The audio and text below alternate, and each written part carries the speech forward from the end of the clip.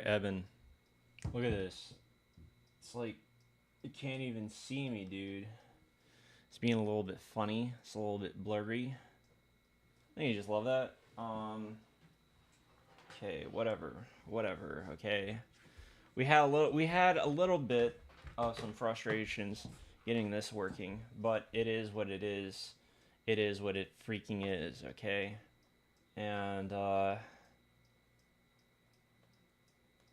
me close that. Oh, okay. Um, Let me also grab the chat. We'll grab the chat. Pop out chat. And I guess I don't really need to see some of this.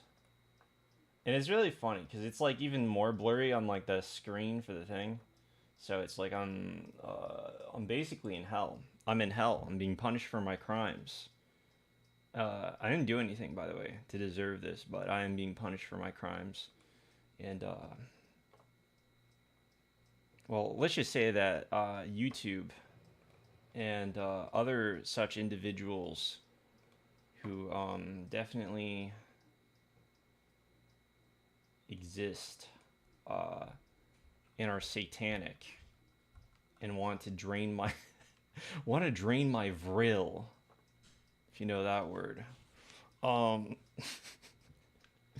they're going against me right now. Is this thing going to like not be blurry? Like, bro, it worked up until this shit worked up until the moment that I wanted to start the fucking stream. Who do I have to like shoot out of a cannon, man? Whatever. It is what it is. Um Close. Bro, can I just like drag this to the okay, yeah. Whatever. As God intended, I imagine. Um Whatever. Okay, we've got like we got all this stuff here. This'll do. All right. So what we have here is I'm doing a lesson for this. I'm doing a lesson on the planets, right? Cuz I figure there is a really easy way to discern a lot about the planets actually. What they do um and how to understand their relationships to one another in a chart as well as in a general sense. Uh, Bro. uh, okay, so what we're going to do here is we're going to do this, and I'm just gonna make a new layer. We're gonna make a new layer. I think that this layer, yeah, that layer has stuff on it. All right, well that's fine. Um, so real quick to start this off, what we're going to do is we are going to go here and close this, and we're going to pull this open, and we're going to look at this one, this little thing right here, right? So this was translated. This is like a PDF file, um, not the other kind, but this is a PDF that is, it's basically the translation by Mark T. Riley, but some guy reformatted and annotated it. Now I would just use the version that Mark T. Riley did, but unfortunately, it's no longer available. So you like even the hyperlink that goes to it, it just doesn't work because it's gone. I used to send this to people. Uh, and it's a shame. The version that he used, it did look like ass, and there are problems with this translation, or not this translation, but this annotation, this format, this formatted version of it. But this will do for what we need it for, which is to access the things that he says about the planets without having to worry that I am not giving, I guess, proper credit to people, right? Because there's this guy who translates this stuff, and all respect to him and whatnot, but it seemed like I would need to stop everything every few moments to say that he is the person who translated the work. I don't know if that's actually true. I mean, I asked him about using his stuff for like a video, right? And he's like, "Yeah, it's fine so long as you like credit my stuff and it's you're only allowed to use credit for so much."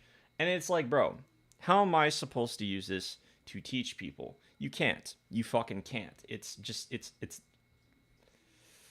uh I don't know.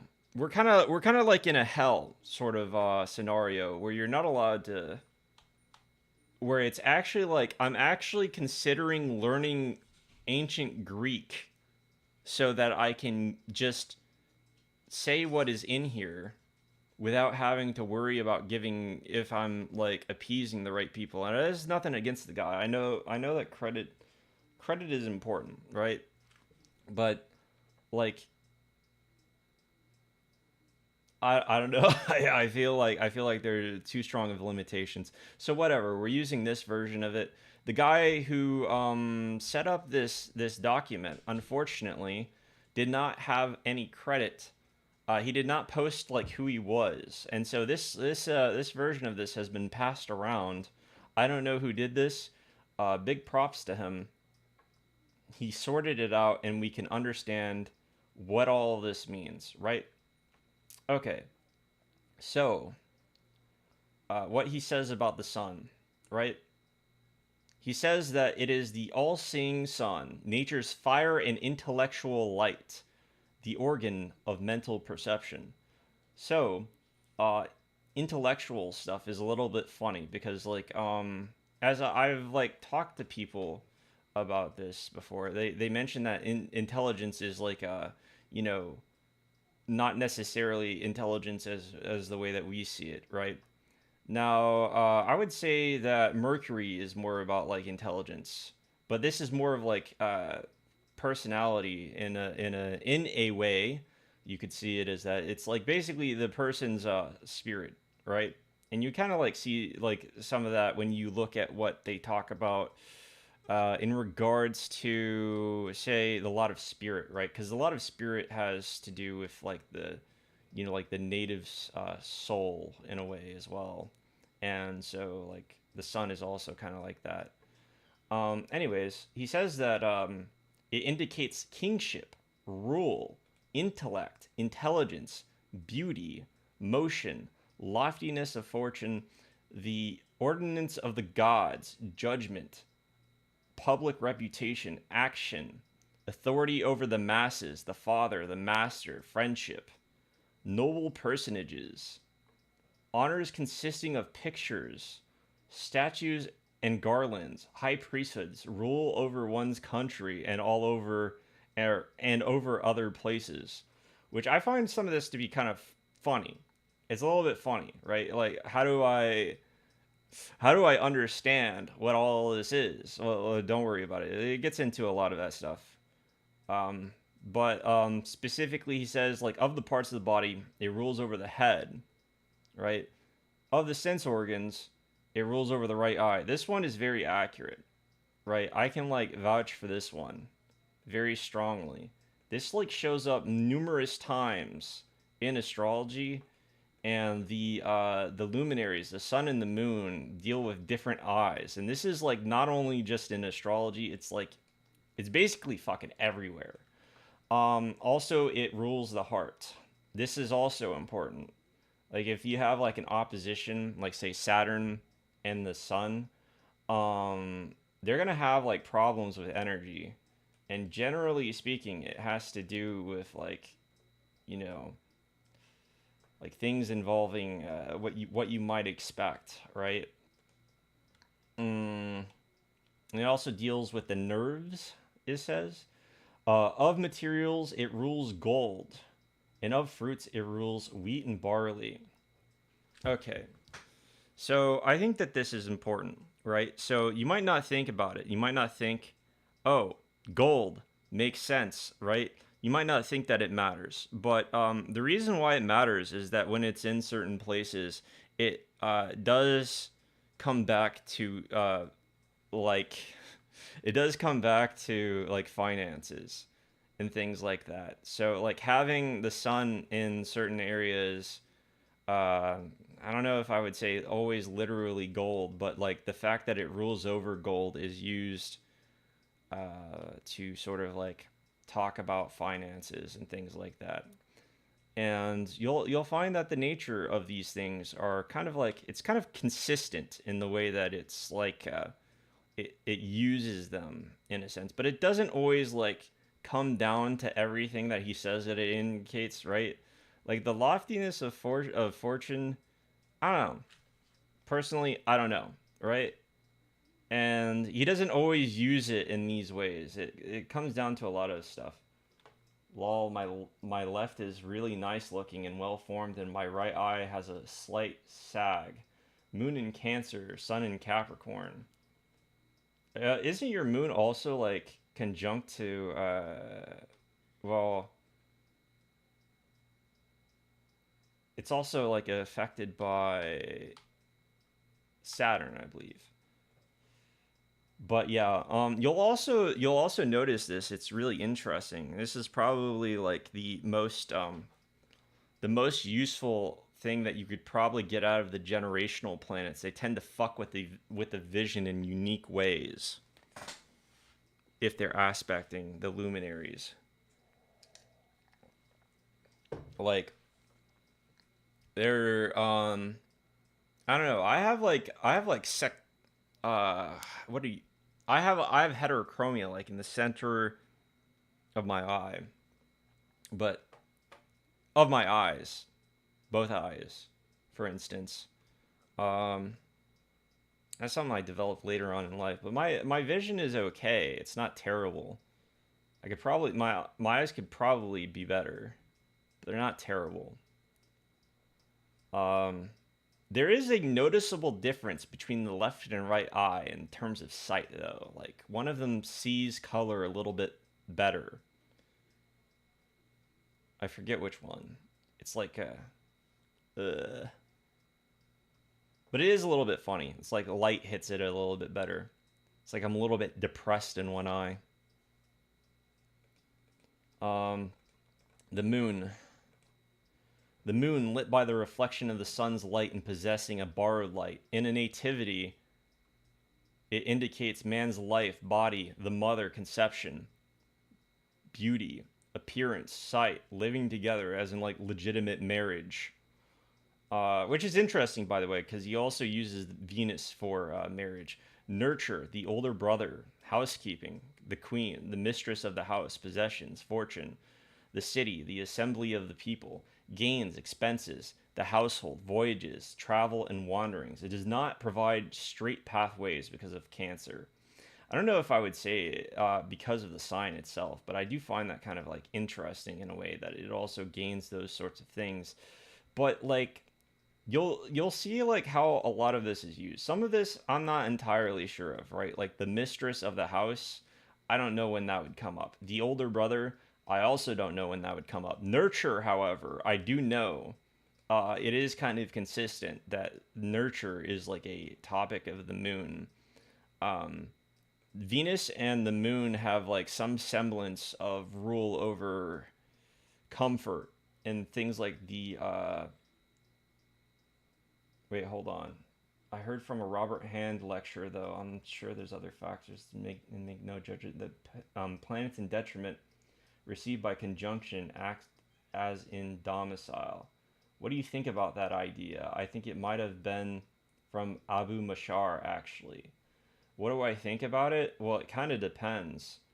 Um, I think that okay, so what I think about domicile and stuff like that is I think it's just terminology, right? It's terminology used to describe what's happening, but what's really important about things like stuff being in domicile and things like oh this and that is it just means that it acts a little bit more comfortably. What's still going on is that there's still a conjunction and it honestly like even though Valen says or Valens, my bad. It's Valens apparently. Even though Valens says that like planets when they're interacting together, if they're in domicile, they act better. through like, oh, it's like, oh yeah, the square between these two planets will act, it'll have better outcomes, etc. This is true. However, you still have to consider that the aspect is still occurring. Like, what is the nature of the aspect, right? Conjunctions are all kinds of fucked. Like, bro,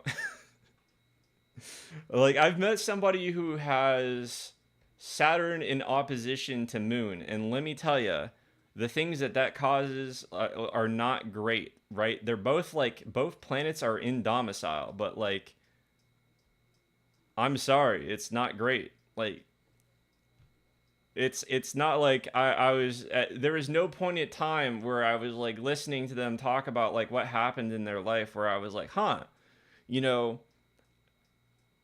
this somehow made like the situation a little bit better. Well, I mean, I guess kind of, right? Because like it could be worse.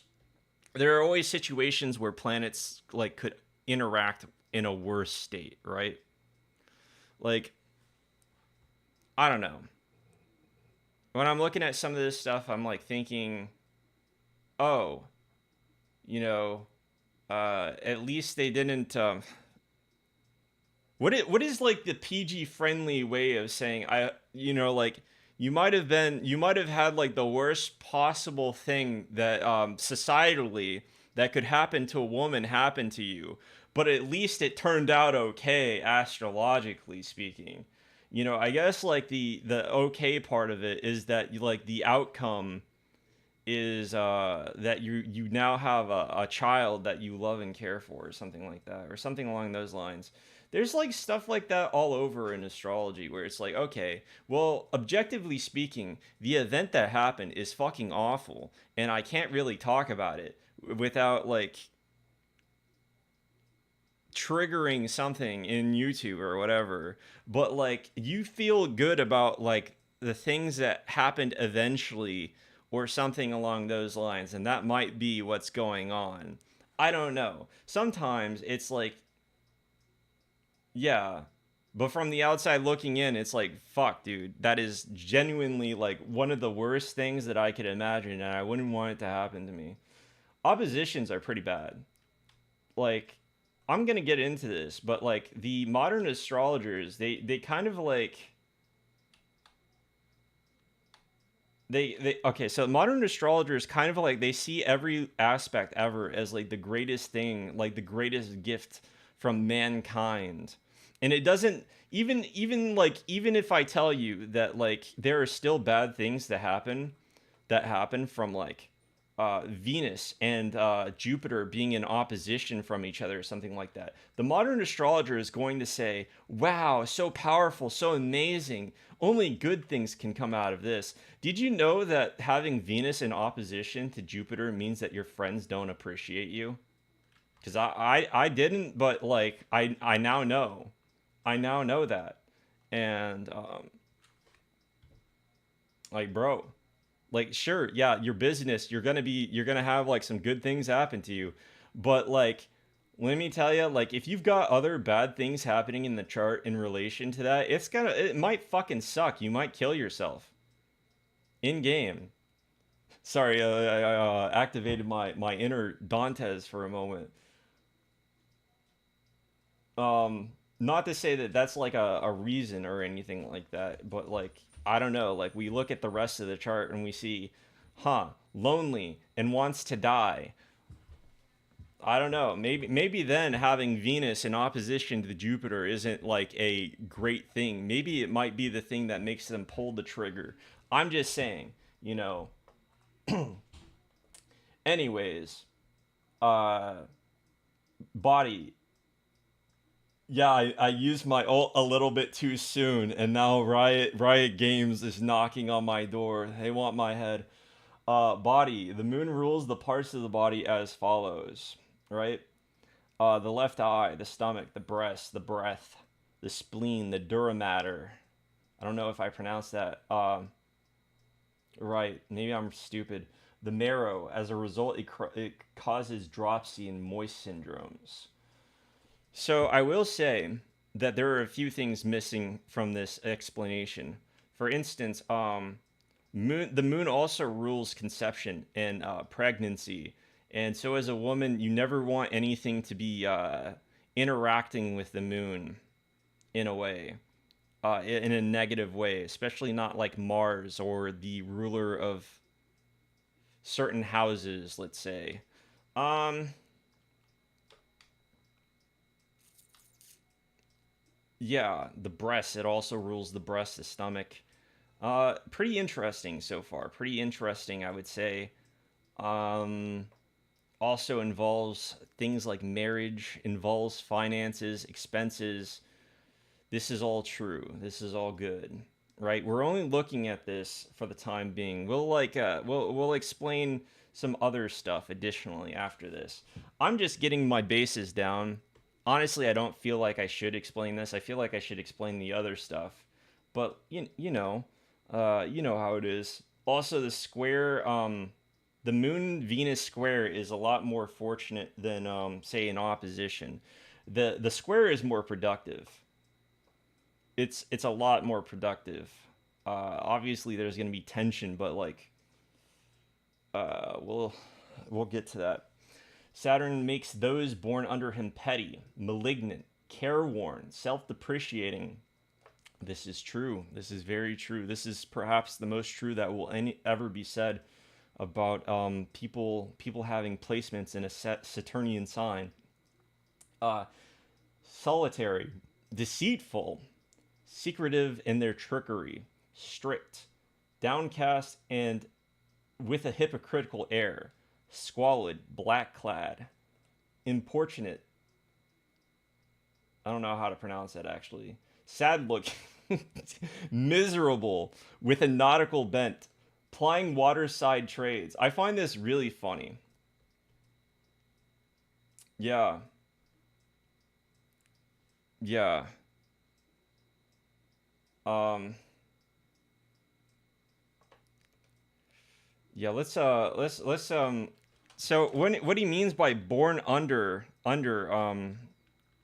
by the way, he's typically, I don't know if he's talking about the ascendant.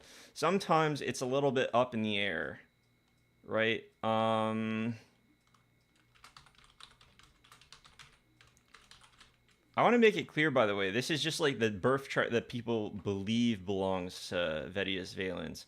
But like he's got the Virgo ascendant, and so I could believe that he is in fact an astrologer, right? Um, Ninth house is ruled by Venus in Capricorn, and he's also got his ascendant right over here. His ascendant, and apparently people didn't like Valens that much. Venus is conjunct to Mercury in retrograde. By the way, hypothetically speaking, let's say that this is Valen's chart.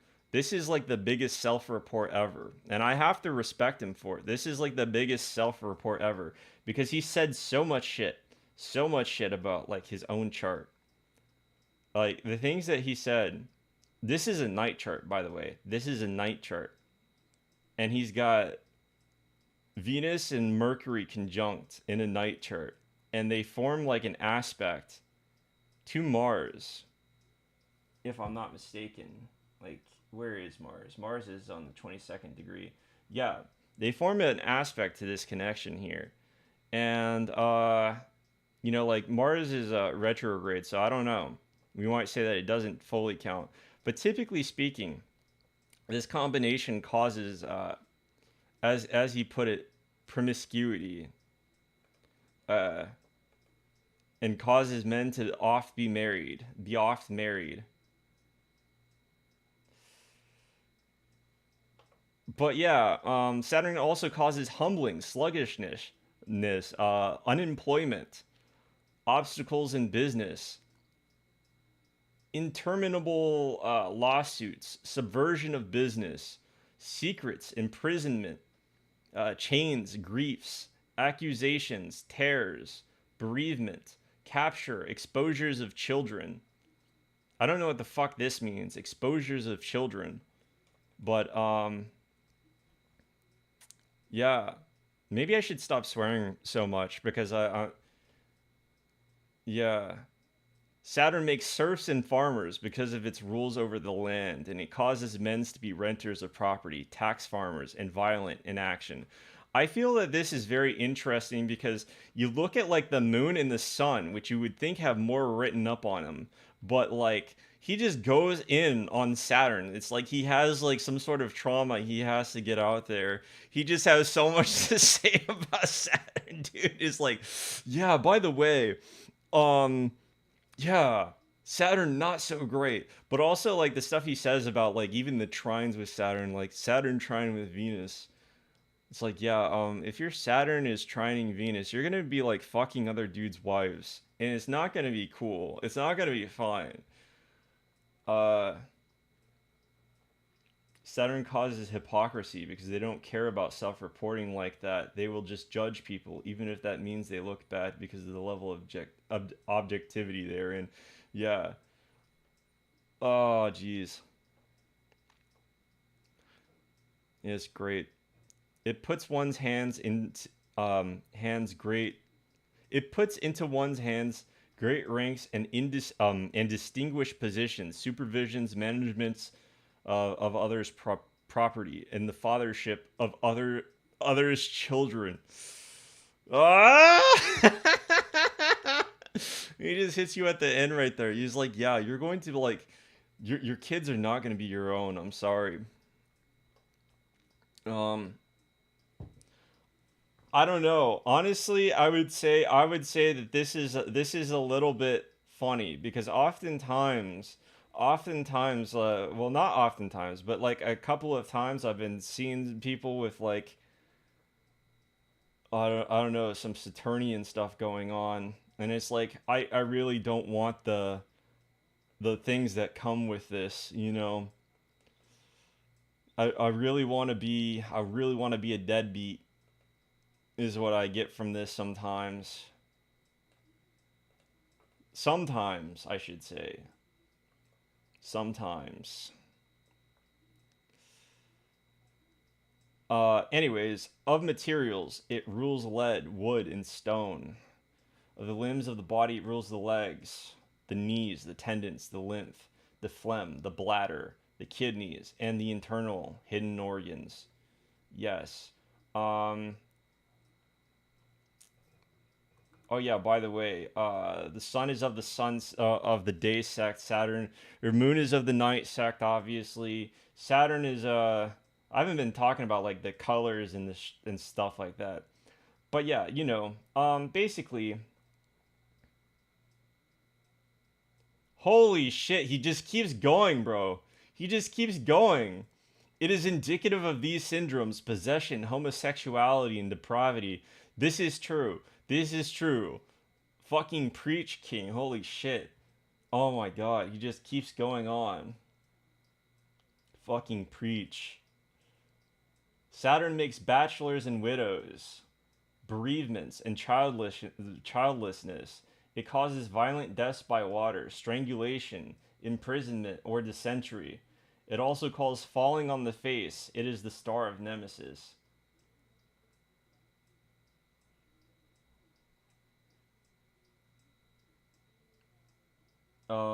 That doesn't necessarily mean your wife will carry someone else's children secretly or that you'll be a stepfather. Yeah, sometimes, yeah, people didn't like Valens apparently. Some people didn't like Valens, which is crazy. I love Valens. I love his work. And I can't help but notice that the translation that was made of his work that was published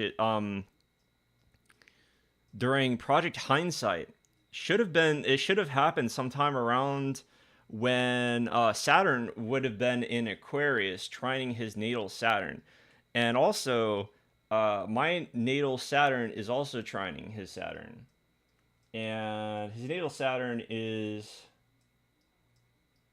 on the anaretic degree. It's on the 29th degree of Gemini. Fucking Lord. He is a god amongst men, let me tell you. I don't know if necessarily this is real. It's probably real, but we have to like put it in those in that sort of deal, right? And you see here right? It's got a C rating. It says caution, no source, and that's why nobody freaking knows whether or not this is his birth chart. But hypothetically speaking, let's say that it is. Let's say that it is. Um, yeah, he just goes on. But yeah, so Saturn basically causes some real bad things to happen. Uh, and they would go as far as to say that it is some of the worst things that could possibly happen in a chart. They call it the major or the primary malefic, I believe, or something along those lines. Do I think that Valen's basically admitted to having an affair in this book?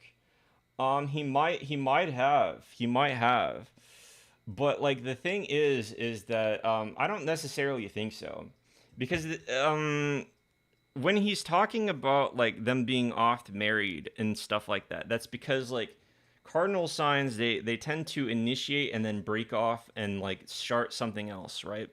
So like let's say that you get married, right? You get married and then the marriage ends and then you get into another marriage, right? Whereas the logic for cheating would be like and I need to make clear that this doesn't always happen, right? Because there can be additional things. In fact, uh, like you need to pay attention to Mars at times for a lot of different things. But for instance, Scorpio. There's this chick who has Scorpio Venus, and she also has like Mercury really close. I think it might be conjunct to Venus, but I'm not fully sure. I don't know. But like it's ruled by Mars, and Mars is like on the midheaven. So it's like pretty active. It's in the 10th house too. It's pretty active, right? And the thing is that it being on the midheaven and it forms an aspect to Mercury, right? So when you have Venus in a Mars, when it has an association with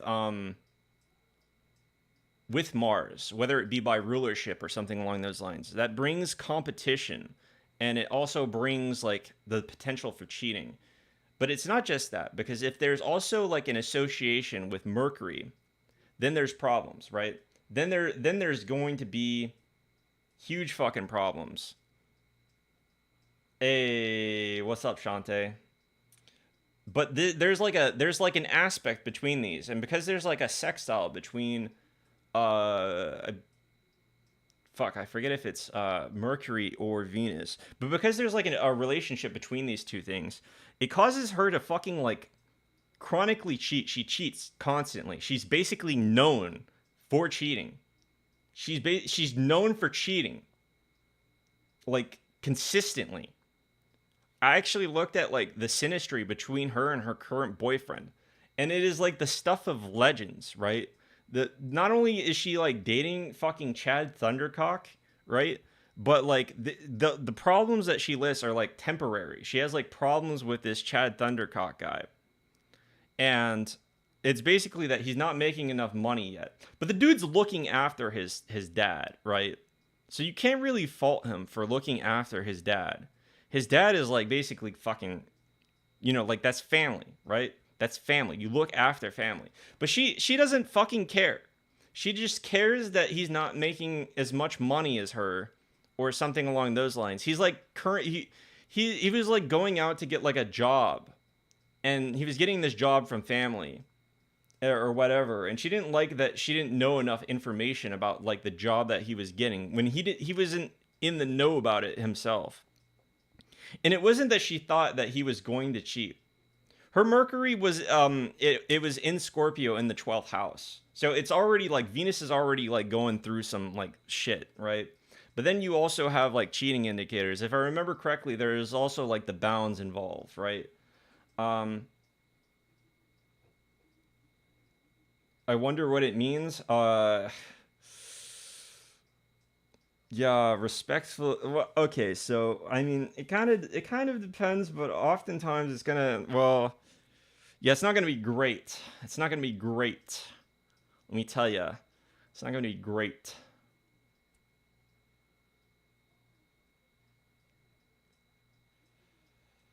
Venus does well in the 12th house. Get yourself checked, my friend.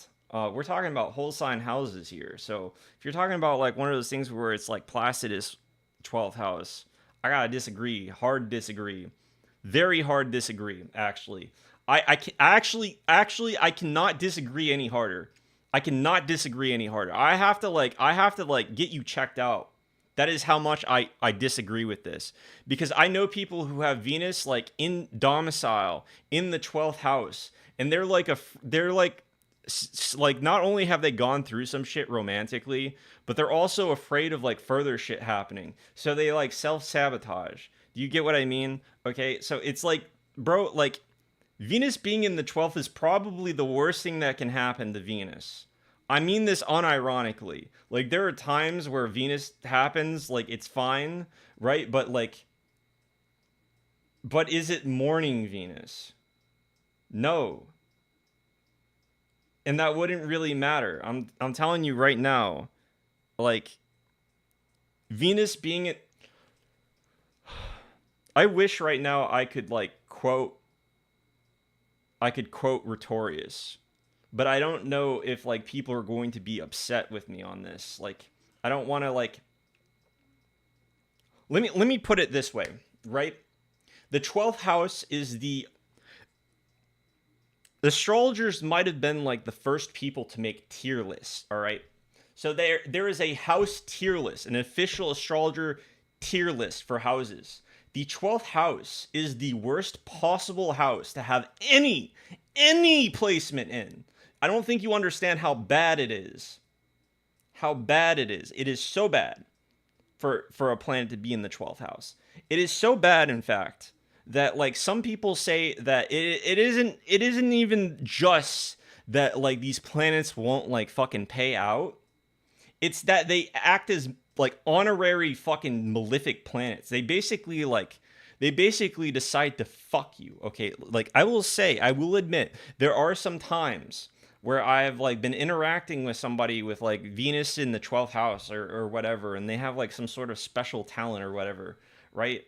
Or something along those lines, and it's like, oh yeah, it's really pleasant and stuff. But like imagine for a moment, like I want you to think about like what the signifiers for the 12th house are, like, because they're not good. Like there have been times where it's worked out, and it's like, oh yeah, um, Venus, like they're moving into a foreign land and they're marrying, right? That's like the best possible outcome. You marry somebody in a foreign land and you move there. And if the chart allows for it, this is a good thing, right? Hypothetically speaking. But most of the time, it's some shit like they have like spiritual fucking powers or whatever, and like men are stalking them. Do you understand? Like, there a friend of mine has her Venus in the 12th house, and there's just shit like going on where it's like the guy thinks that they're in a relationship with them, even though like nothing of the sort was communicated to them. I have a friend who has Mars in the 12th house, right? Mars in the 12th house. And this guy goes from like the fucking Middle East, flies out to Canada to fucking stalk and harass her, right? To stalk and harass her because he thinks that he's like going to get into a relationship with her, and he just starts sending her messages like fucking ERP shit type shit where he's like he basically writes a fucking fan fiction about how he's going to like have sex with her. Do you understand how bad this is? Like, even if hypothetically speaking, he doesn't get his hands on her or whatever, like, it causes like fucking psychopathy from other people. It's like not good, dude. Like, and I get that this is like a malefic planet, but even Venus does like weird shit like this. Like, let me.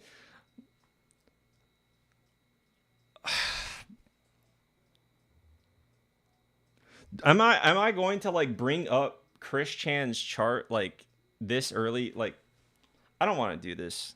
I don't want to do this. Like his is like maltreated. It's like a special condition, but like bro, like we are talking about like astrological levels of fucked. Like you have no idea how bad the 12th house is. Let me tell you, dude. Like the shit that you will read in these books. Hold on. Hold on. Hold on. We're gonna I have way too much shit open right now. We're gonna just like uh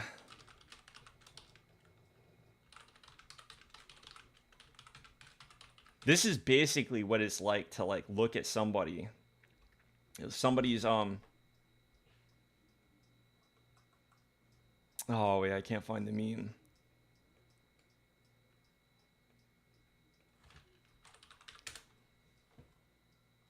Oh jeez, oh man. Sad. Sad. Oh well. Stream moves on. What is his birth time? Yeah, I have his ascendant. It's Aquarius. We don't have his exact birth time, so we're playing a little bit with fire. But I assure you, I'm pretty positive that that's his birth time.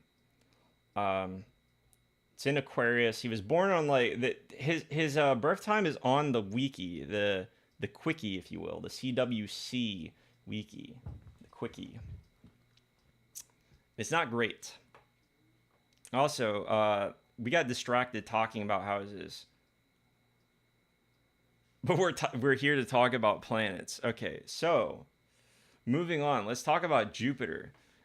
Jupiter indicates childbearing, engendering, desire, loves, political ties, acquaintance, friendship with great men, prosperity, salaries, great gifts, an abundance of crops, justice, offices, office holding, ranks, authority over temples, arbitrations, trusts, inheritance, brotherhood, fellowship, beneficence and secure possession of goods, relief from troubles, release from bonds, freedom, deposits in trust, money, and stewardship. By the way, is my stuff finally like, yeah, okay, it's not blurry as fuck anymore. Thank God. Man, I have sworn so much during this stream. I've sworn so much during this stream. Okay. Of the external body parts, it rules the thighs and the feet. Consequently, in the games, Jupiter governs the race. Wait, what?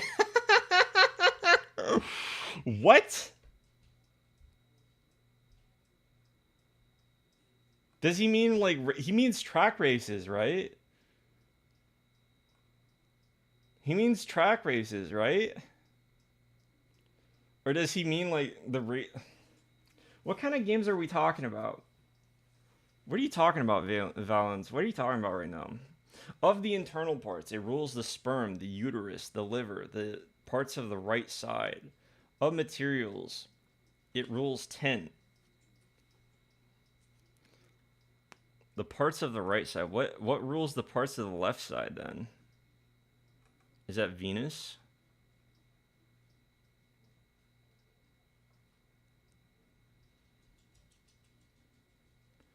But yeah, this is also the day sect. And yeah, Jupiter's pretty sweet, which is probably not something that you want to hear after it starts talking about how it rules the sperm, dude. Uh, Mars indicates force, wars, plundering, screams. Oh yeah, by the way, I probably should have mentioned. Yeah, the 11th house gets its significations from Jupiter, so it's really funny. Sometimes, like when things are aspecting Jupiter, since Jupiter rules over friendship and things like that, you gotta like keep that in mind. Venus is sour, isn't it? Like it's like oily or something. It's greasy in taste, is what it says. It's not sour. Come on now. Come on now.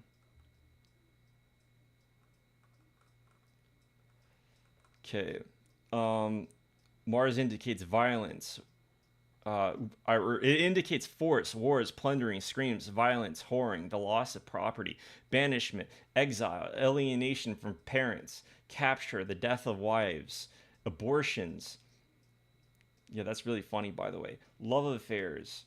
marriage, the loss of goods, lies, vain hopes, strong armed robbery, banditry, looting, quarrels among friends, anger, fighting, verbal abuse, hatreds, and lawsuits. By the way, probably worth mentioning at this point that whenever we look at all of this stuff right here, right?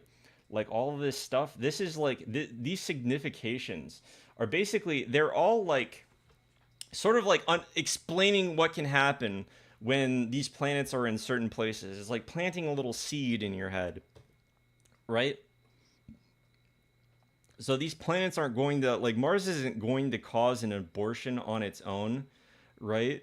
But like I'm telling you right now, Mars in my chart is in opposition to the moon, and in a few cases, like the ruler, like I've met people with, say, like the ruler of the eighth in opposition to the moon, and in both cases it was like it was topical that, like, like our moms almost aborted us or something along those lines that came up, right? So it's not just that it's Mars necessarily that causes abortions, but like you can expect this sort of thing. Right now, he's like talking about the death of wives. You could expect like the death of wives and abortions, stuff like that, or even love affairs or marriages, stuff like this. Like if it's in opposition to a planet that like signifies these things, like Venus or the moon, right? Or something along those lines. So yeah, and also like the loss of goods. He's also talking about this lies. This is something I would expect, like say if like Mars was dealing with Mercury, things like that. You know what I mean? Or quarrels among friends. That sounds like something that would happen if it was like doing something to Jupiter, or if it was in a place managing friendship, right? Things like that. But like oftentimes you'll see that these sort of significations, it's like, like putting the idea of what can happen from these planets doing certain things, but it makes it sound like it does these things always on its own, not necessarily, right? Just like a little taste test of what these planets can do. So Mars also brings violent murders, slashings, bloodshed, attacks of fever, ulceration, boils, burns, chains, torture, masculinity. This is a good one. This is a very good one. I like this one because it's very true, right? It's not just that Mars brings masculinity, it's that Mars manages the masculine element, right?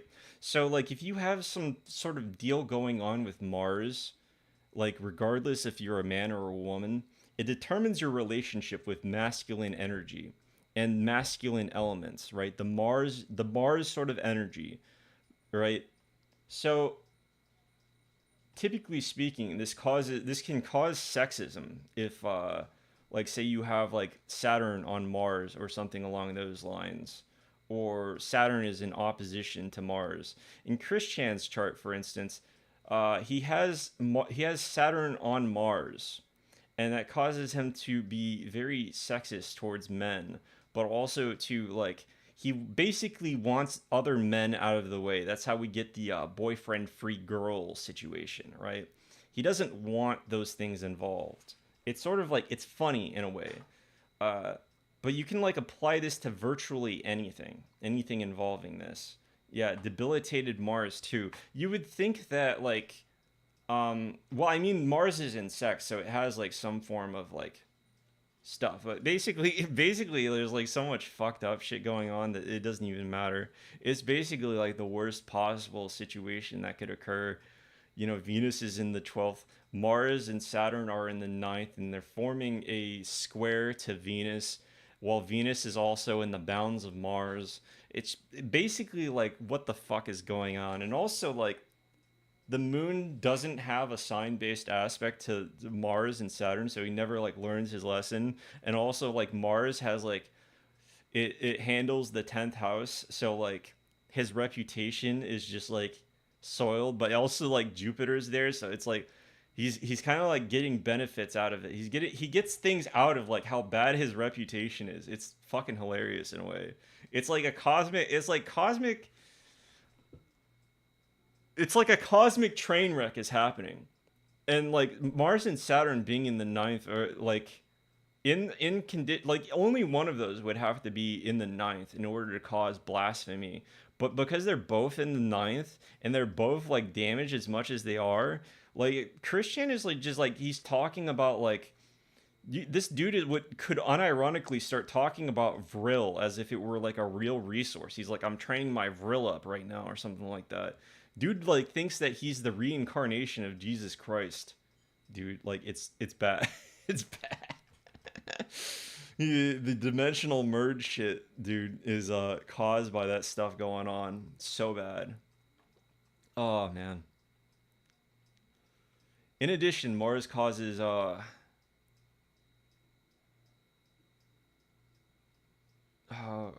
oh wait, oh yeah, I got distracted. Mars causes false oaths, wanderings, embassies under difficult circumstances, actions involving fire or iron, craftwork, masonry.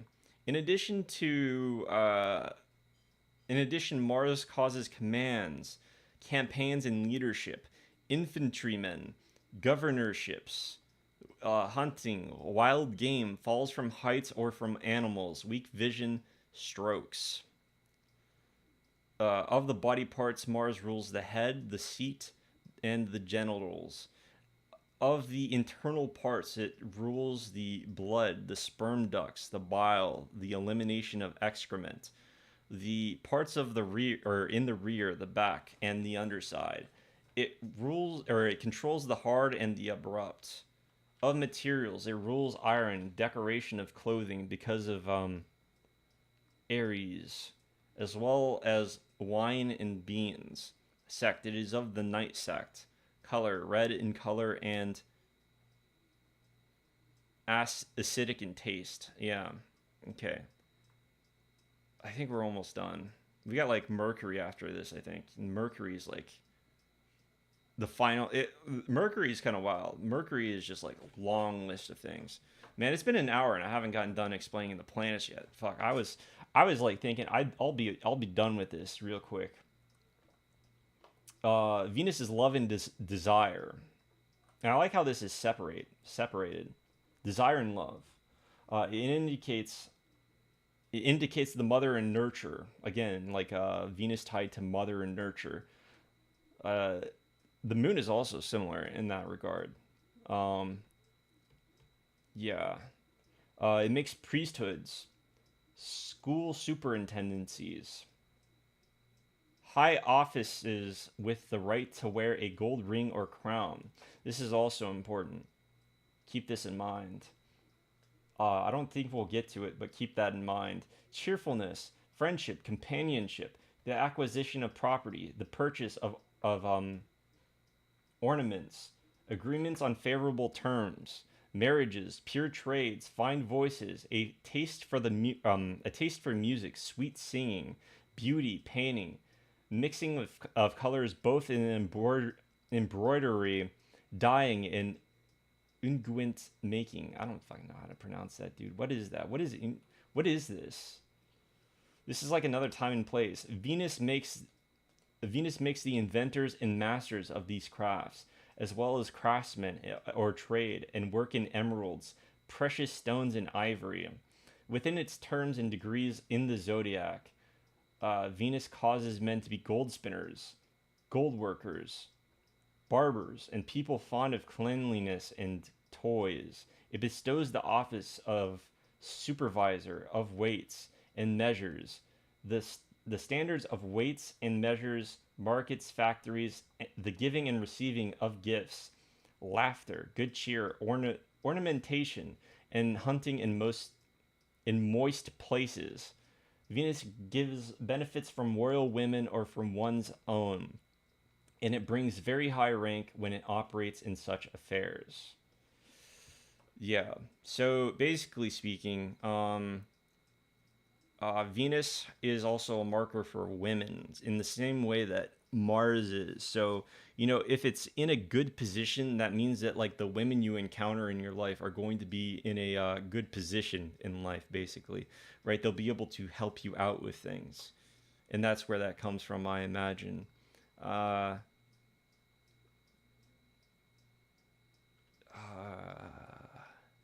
Let me think. Yeah, I think that we have that down. Of the parts of the body, it rules the neck, the face, the lips, the sense of smell, the front parts from the feet to the head, the parts of intercourse. Of the inner parts, it rules the lungs. It is the recipient of support from others and of pleasure. Hmm. It rules precious stones and fancy jewelry. Of fruits, it rules the olive. Sect, it is of the night sect. Color, white in color, very greasy in taste. And Mercury, um, Mercury rules a whole bunch of shit, dude. Look at this shit. It is unreal. I prefer whole sign houses. Uh,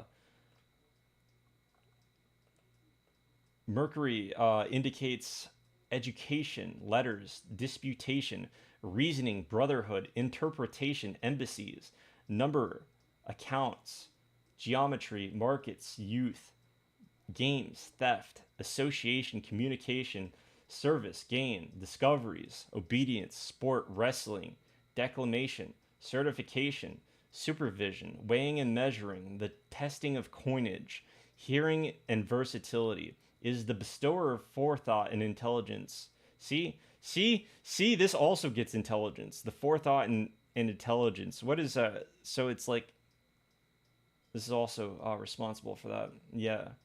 The Lord of brothers and of young children, and the creator of all marketing and banking. In its own character, it makes temple builders, modelers, sculptors, doctors, secretaries, legal advisors, orators, philosophers, architects, musicians, prophets, diviners, augurs, dream interpreters, braiders, weavers, systematic physicians, those in charge of war and strategy, and those undertaking any unusual systematic work in accounting or with reasoning. Okay, so pausing for a moment, I would just like to bring this up. This is very, very fucking true. Okay, if you like find anybody who has like Gemini rising, or like, well, I don't want to say anyone, right? But oftentimes when I'm dealing with somebody who has like who's in the know about like astrology or divination or some other shit, every single one of them that I talk to has Gemini rising or Virgo rising. Well, obviously not all of them, but it's like the most common one. I swear to fucking God. It's like we like attract each other, dude. It's like, bro, what do you mean giving a lot of Jupiter significations? Mercury is basically responsible for so much shit. You have no idea. If anything, if anything, like this stuff has been like taken out from Mercury. Like what here has been taken from Jupiter? Tell me. Because like you're probably thinking like Jupiter is like the spiritual planet. The only thing spiritual about Jupiter is how often it steals other people's wives, bruh. No, I'm playing a little bit. Okay, so being a prophet is jovial. I don't agree. I think that when it is in the third or ninth house, yeah, maybe, you know, because we have benefics then in the third and ninth house. But, but, and this is a pretty big but. Did you ever stop to consider what the negatives of Jupiter are? Did you ever stop to think about like what Jupiter wants, what Jupiter does in a chart? We're actually going to get to this. We're actually going to get to this in this lesson. But I will say, I do not think that being a prophet is jovial, basically, like at all. And the reason why I say that is because it takes dedication to be a prophet. It takes being okay with not really having anything to be able to like go out and study some shit that isn't going to benefit you in any way, shape, or form in the real world. And Jupiter doesn't do that. Jupiter does not do that. And I'll get into why I think that. Um but the best way to sort of get to it is basically look at the signs where Jupiter doesn't do well, and you'll see what I mean. Sounds like a thing Saturn would do. Okay. So it is the bestow. Also, our boy here is speaking from like experience. I'm also speaking from experience. Mercury, Mercury and the Sun, being in the ninth are like signs of like doing the shit that he's talking about. Like sure, like Jupiter would also do similar things in those places, but like like we're also like I don't know, right? Like if you like since Mercury indicates education, like imagine having this like in the ninth house or the third house. Imagine having this like the very like idea of all knowledge is like a sun, moon, and Mercury thing, right? Divination comes from like the sun and moon. Mercury is also a similar story, right? So like the ability to observe things as they relate to other things, other forces in the world, that is a mercurial thing. That is mercurial, right? So like being able to make observations about the stars, for instance, that is mercurial. Jupiter rules wisdom. That's a Vedic thing. That is a Vedic thing to an extent.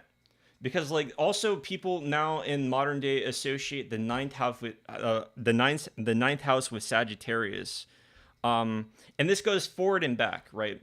So like Sagittarius is now associated with these things, and don't get me wrong, Sagittarius like Mercury is quite powerful, right? In some regards, even though that's like where it has its fall. But like you have to like understand Mercury is basically the most versatile planet of all time. It is probably the most misunderstood planet. And whenever Mercury is doing something, it basically causes crazy shit to happen. So like imagine Mercury being conjunct to like wait, hold on. Hold on. Hold on. Oh, hold on. Package. Oh. I'm not disturbing you, it's just a package. All right. All right. So. You look nice, by the way. Oh, thank you. Okay. So.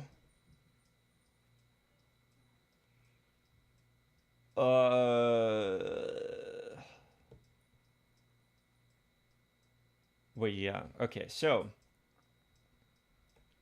where was I on about? Oh yeah, yeah, yeah. In its own character, it makes temple builders. Let me just finish this actually, and then we can go on to why I think that people are mistaken about Jupiter.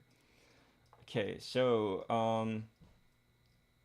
Mercury indicates education, letters, disputation, reasoning, brotherhood, interpretation, embassies, number, accounts, geometry, markets, youth, games, theft, association, communication, service, gain, discoveries, obedience, sport, wrestling, declamation, certification, supervision, weighing and measuring, the testing of coinage.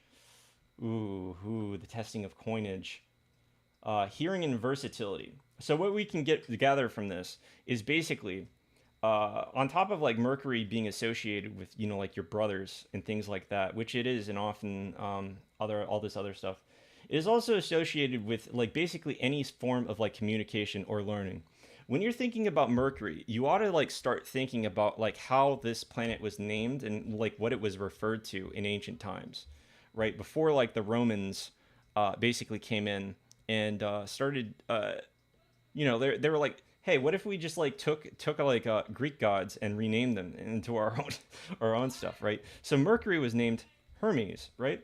So, deliverer of messages, and also known for a lot of the things that are mentioned here, basically. Uh, Essentially, what I'm getting at is not necessarily that Mercury is, or rather that this planet was it just had this name or whatever, and that's why it has those significations. I'm saying that they named the planet after Hermes because it fit, right? And you'll also see this similarly in like other traditions as well. They'll like name the planet, name Mercury after things like this. Mercury is basically the observer, right? He observes things, and it's because he observes things that he is able to like come to these conclusions. And the reason why this is also important is basically a lot of astrology comes from like it's a lot of the starting material comes from Hermes, a guy named Hermes Trismegistus, right? Not necessarily that he was like the creator of astrology, but like basically a lot of people were drawing from him, right? And it was a guy who was claiming to be Hermes. It's not necessarily him, right?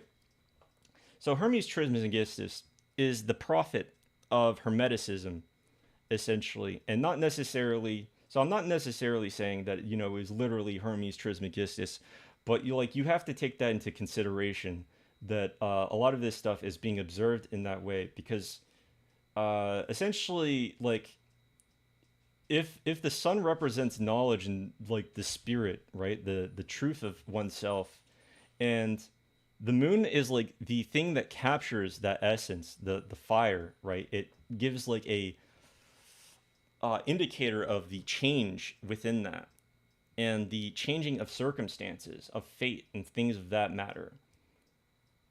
And Mercury is like sandwiched between these two on the Thema Mundi, and it's basically the connecting thing between it. Mercury is basically the guy who gets to say, no, I'm not gonna like be stuck here in like these fields, toiling away for the rest of my life. Like my spirit says otherwise. My spirit desires to be out, um, playing the banjo, and not making any money, but getting loads of bitches. That's basically what Mercury says. He picks up on like he basically gets to be the go between of the sun and moon essentially, and my logic for this, by the way, is essentially that it's essentially that it's how the lots work, and also the fact that the joy of Mercury is the first house. Okay, so Mercury, yeah, in its own character, it makes temple builders, modelers, sculptors, doctors, secretaries, legal advisors, orators, philosophers, architects, musicians, prophets, diviners, augurs, dream interpreters, braiders, weavers, systematic physicians, those in charge of war and strategy, and those undertaking any unusual systematic work in accounting or with reasoning. All right. Mercury makes weightlifters and mimes, those making their livelihood with displays of skill, deception, gambling, or sleight of hand. It also rules those skilled interpreters of the heavens, those who by using pleasure or winning charm earn fame for their amazing feats, all for the sake of gain. All right. So again, one thing I would like to make clear about Mercury is that, or rather, about the way that he uses, how he describes these planets, is he basically describes them oftentimes in relation to other planets, right? So what happens when we find Mercury with Mars or Saturn? We find deception. We find things like gambling. We find, sleight of hand. But he's also a thief. That is another thing. Like Hermes is also a thief. So innately, it does in fact involve these things, right? So not to say that everyone is a thief, but that the Mercury doing certain things would involve these things, right? So it also rules over those skilled interpreters of the heavens, right?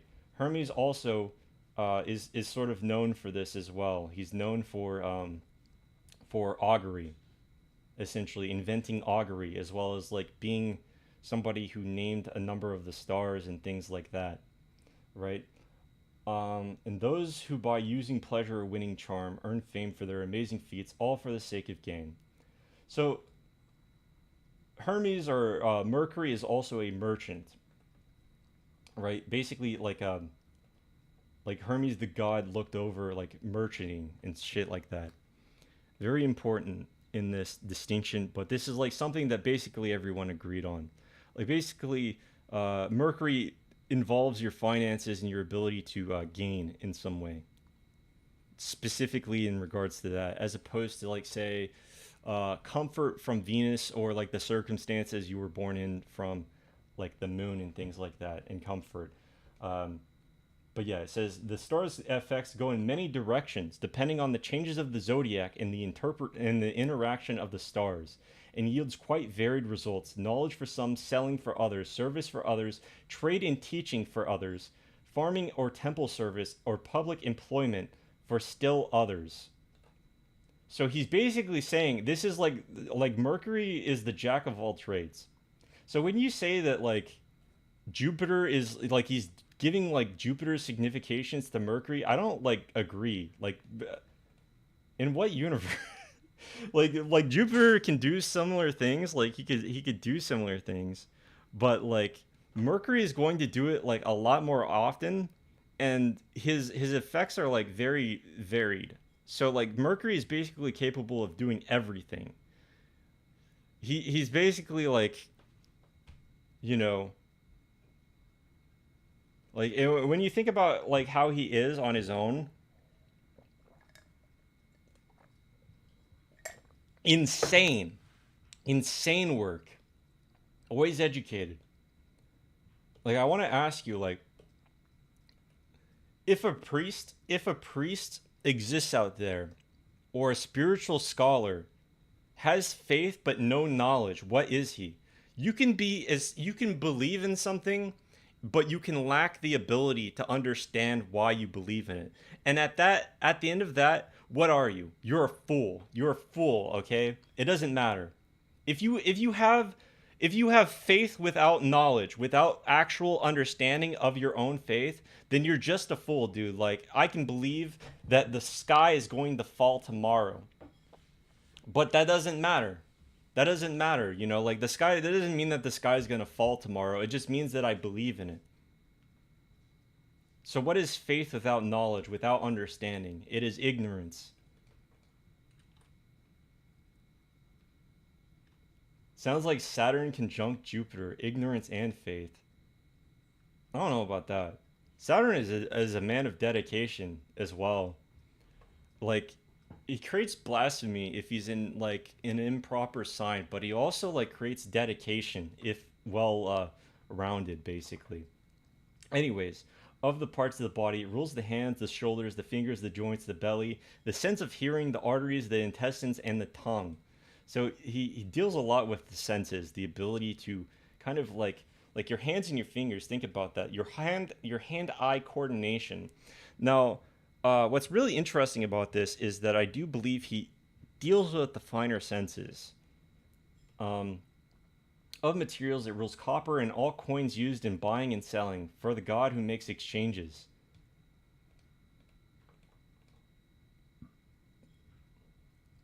It is blue in color and sharp in taste. And yeah, like this says right here, um, Mercury's indicators, his the things that he does are, or rather, his sect is varied. So it depends on where he is in the chart. Saturnal people will be like, who the fuck is Michael Jackson? I don't know about that. I think that's blasphemy. I think that right there is blasphemy. The benefic stars, which are appropriately and favorably situated. Well, I guess like maybe if in the ninth or the third and in poor condition. Uh, in the same way that even the malefic stars, when they are operative, Okay, so I don't know. Hold on. Let me read off the general indications first, and then we'll move on. The benefic stars, which are appropriately and favorably situated, bring about their proper effects according to their own nature and the nature of their sign, with the aspects and conjunctions of each star being blended. If, however, they are unfavorably situated, they are indicative of reversals, in the same way that even the malefic stars, when they are operative in appropriate places in their own sect, are bestowers of good and indicative of the greatest positions and success. When they are inoperative, they bring about disasters and accusations. Each star is the ruler of its own element in the universe with reference to the star's sympathy and antipathy of mutual influence. Their aspects are blended according to their applications or separations, their superior aspects or blockages, their attendance, their ray shooting, and the approach of their masters. The moon becomes the ruler of foresight, the sun the ruler of light, Saturn the ruler of ignorance and necessity, uh, Jupiter the ruler of rank, crowns, and zeal. Saturn becomes the ruler of action and effort. Venus the ruler of love, desire, and beauty, and Mercury the ruler of law, friendship, and rust. These stars have their own effects. Now that these matters have been settled, the nature of the 12 signs must be mentioned. And so he moves on. But we're not going to look at that. We're going to look at like other stuff. I'm going to make clear how and why we can like make sense of this, right? And this starts by looking at the Thema Mundi, right? So in this chart, I'm not going to use this, right? So in this chart is important, right? So we have like, fuck. Let me like lower this down to 50, right?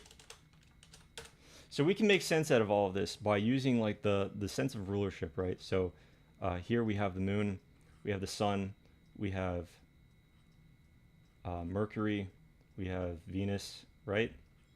We have Mars, we have Jupiter, we have Saturn, right? We have Saturn again. Oh wait, yeah. This is appropriate. This is appropriate. Okay, so we have Jupiter. We have Mars.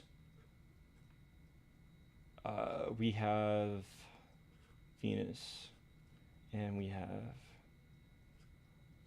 Mercury. Okay, so I want you to think about this for a moment. Oh, wait, I forgot the circle in the sun.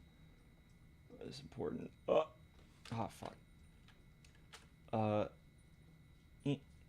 There we go. So you can basically ascertain the relationship between the planets and everything else based on this, right? So this right here is essentially the it's basically the cheat sheet for the entirety of astrology. All right. So, for instance, uh,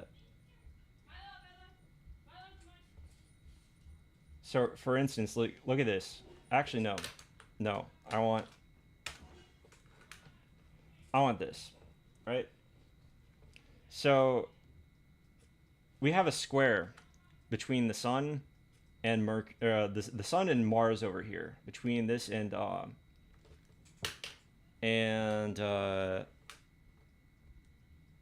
fuck.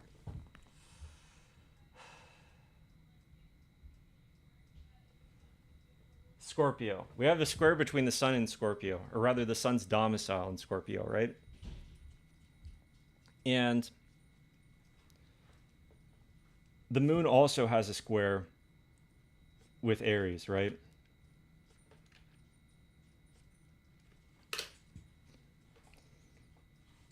So we also now look at this. Maybe I should have had like a way of doing this before. There's also a trine between the moon and this, and the Sun and Mars, right? So, or the Sun and Aries. Now, what you might find interesting about this is, right? Basically, you view the Sun and the Moon as the same thing, right? They are basically a pairing. They are the luminaries, right? So the Sun gives out the light, and the Moon receives it. In the similar way that Mercury rules both two signs, right? It rules Gemini and Virgo. It is very similar. These two right here understand each other on a fundamental level. They are essentially two halves of the same coin. However, the Sun represents spirit, right? But the Moon represents the circumstances that you were born into. You can, like there it's essentially like your level of comfort, but also like matters involving like the upbringing and things like that. Obviously the Sun plays some role in that as well, but like it gets a little bit interesting. So one thing that we're going to note about this, right, is that the Sun does well right here, right? It's exalted. The Sun is exalted right here. It's exalted. And let's make note of that. The Sun is exalted here. And we're going to make note of that for a reason, right? We'll have its exalt. Wait, what the hell? It's like slightly green. Okay, so why is it slightly green? What the heck?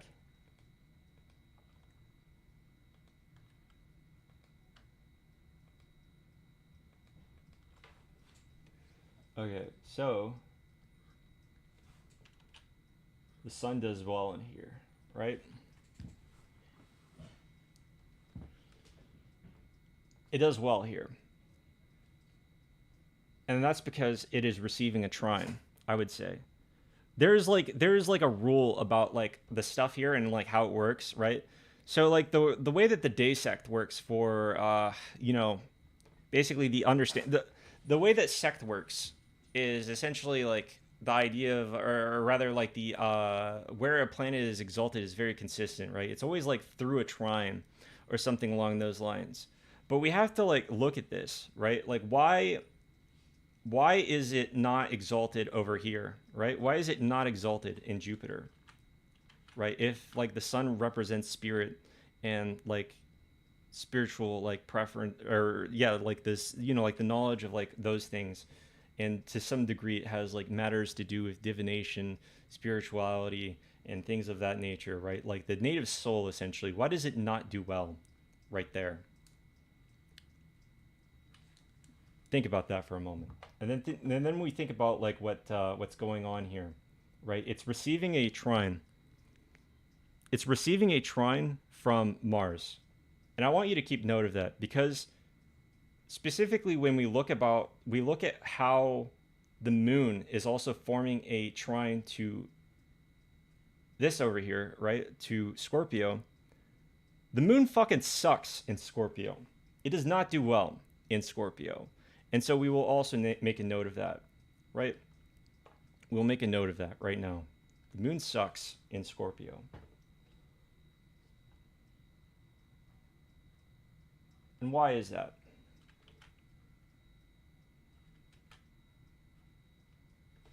It is.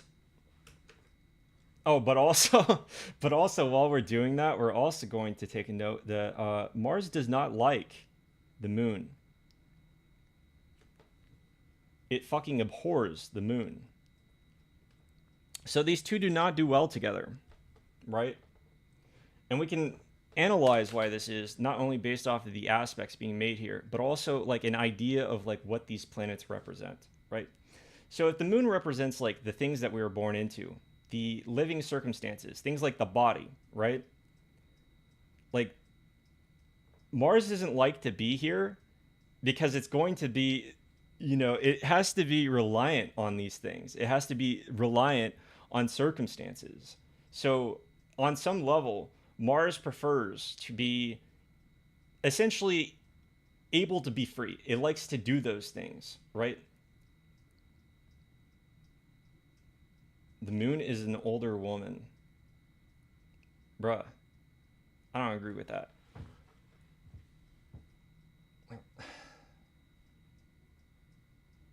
Like, oh my god.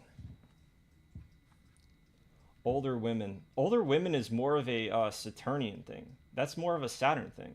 Like every time Saturn like makes an aspect to Venus here, every single time without fail. What does it do? It makes the conditions for marrying women worse. Like it ages women up. I don't know about that. You're okay. You're. I'm being trolled right now. I'm being trolled. There's no way. There's no way. I don't know. I don't know where you're getting this from. Well, actually, maybe I need to chill.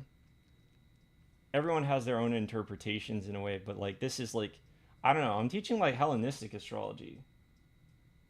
Saturn Venus equals Longhouse. I don't know what you mean by that, but I want you to consider the following for a moment, right? The luminaries do not like to give; they like to receive, right? They like to receive. Why is that? Why is that? It's because it's basically because like think about it for a moment. Think about like circumstances, right? Think about the idea of like going out and getting something done. If you're receiving something, that means that it's already coming your way. If you're giving something, it has no guarantee of coming back, essentially, right? Think about that. And so, like, the sun does not necessarily do poorly in Scorpio, but it doesn't exceed in Scorpio. It would much rather prefer to be, like, literally anywhere else in the chart.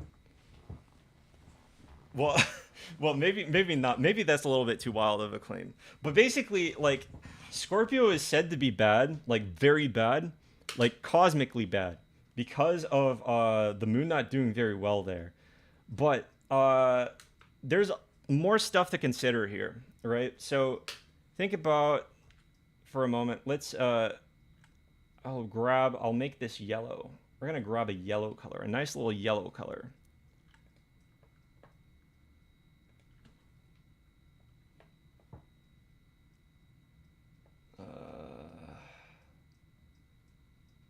I'm gonna kill myself if I read any more of these things. Oh my god. Okay. So, I want you to look at this for a moment. So, there are four signs. Four fixed signs, right? We're going to use this as an example. These are like the Anticia and Contra Anticia signs. And now this isn't too big of a deal, right? And I don't plan on like fully explaining all of this.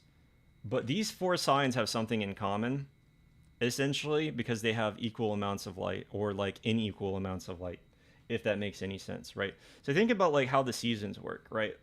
So Leo is basically when the sun is at its best, right? But it's also beginning to fail. It is beginning to dwindle. This is like the peak, the final stretch for the sun. Scorpio is basically when the sun is like declining. The sun is like, it's like time's up, you know? We're no longer having like a decently warm time. Aquarius is where when it's cold as fuck. And Taurus is basically when things have started to be like consistently started to be good again. This is basically the peak of the cold. This is the peak of the heat in declining, or rather like basically like before things start to get good again, before things start to get worse again. This is like the peak of where things are like, this is like the point where things start to get good. This is the point where things start to get bad. Actually, I would argue that technically speaking, if you really want to be technical, we say that this is where things are starting to get good again, because even though it's winter, it's starting to become spring, right?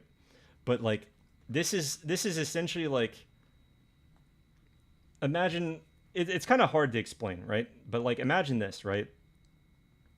There's a line of sorts. There's like an amount of sunlight, and it looks like this. And over here, it looks like this, right? And over here, it looks like this. And over here, it looks like this, right? And so they reflect some matter of each other in that way. And this is like a consistent thing for the signs. So they have like the fixed signs all have something in common. They have very consistent things in common. They have they're probably the most stable sign in a variety of ways as a result, right? So these signs right here, such as you'll actually see this like hold on, we can actually like draw out the Anticia and such signs. They work like this, right? Go here, and we go here, and we go here. Oh fuck. And we go here, here, here, then here, and it works like that, right? And so it's like it's kind of like in that way, but the inverse of this like is reversed around like this. For each sign, like find the opposite of its Anticia, right? So it would go down. The moon would be with Sagittarius, and Mercury would be with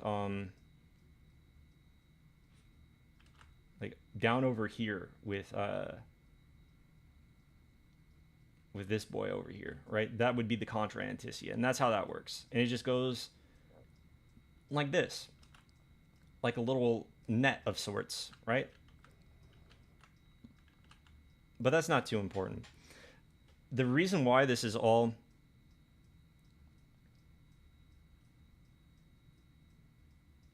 fall and exaltation works by proximity. Dude, that you're like putting way too many opinions into the chat.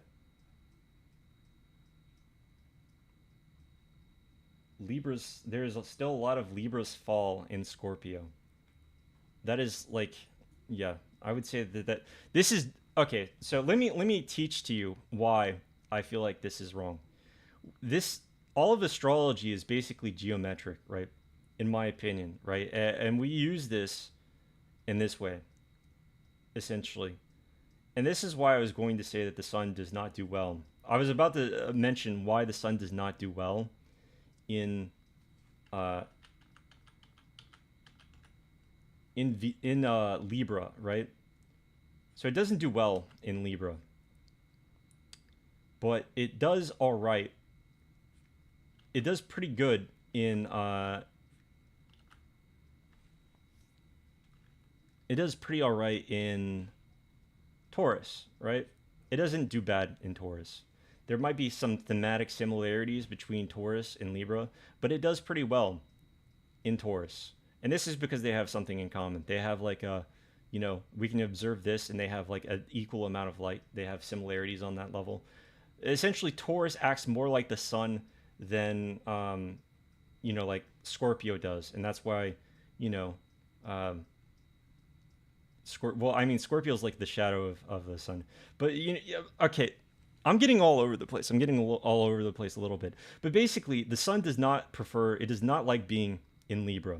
And there are a number of reasons why older astrologers said this. One of them being the seasons, right? I do not really ascribe to that reasoning. I do agree that it's important to teach that it is because of the seasons. But the reason I don't ascribe to that is because there are people who live in Australia and other parts of the world where this is not the case, right?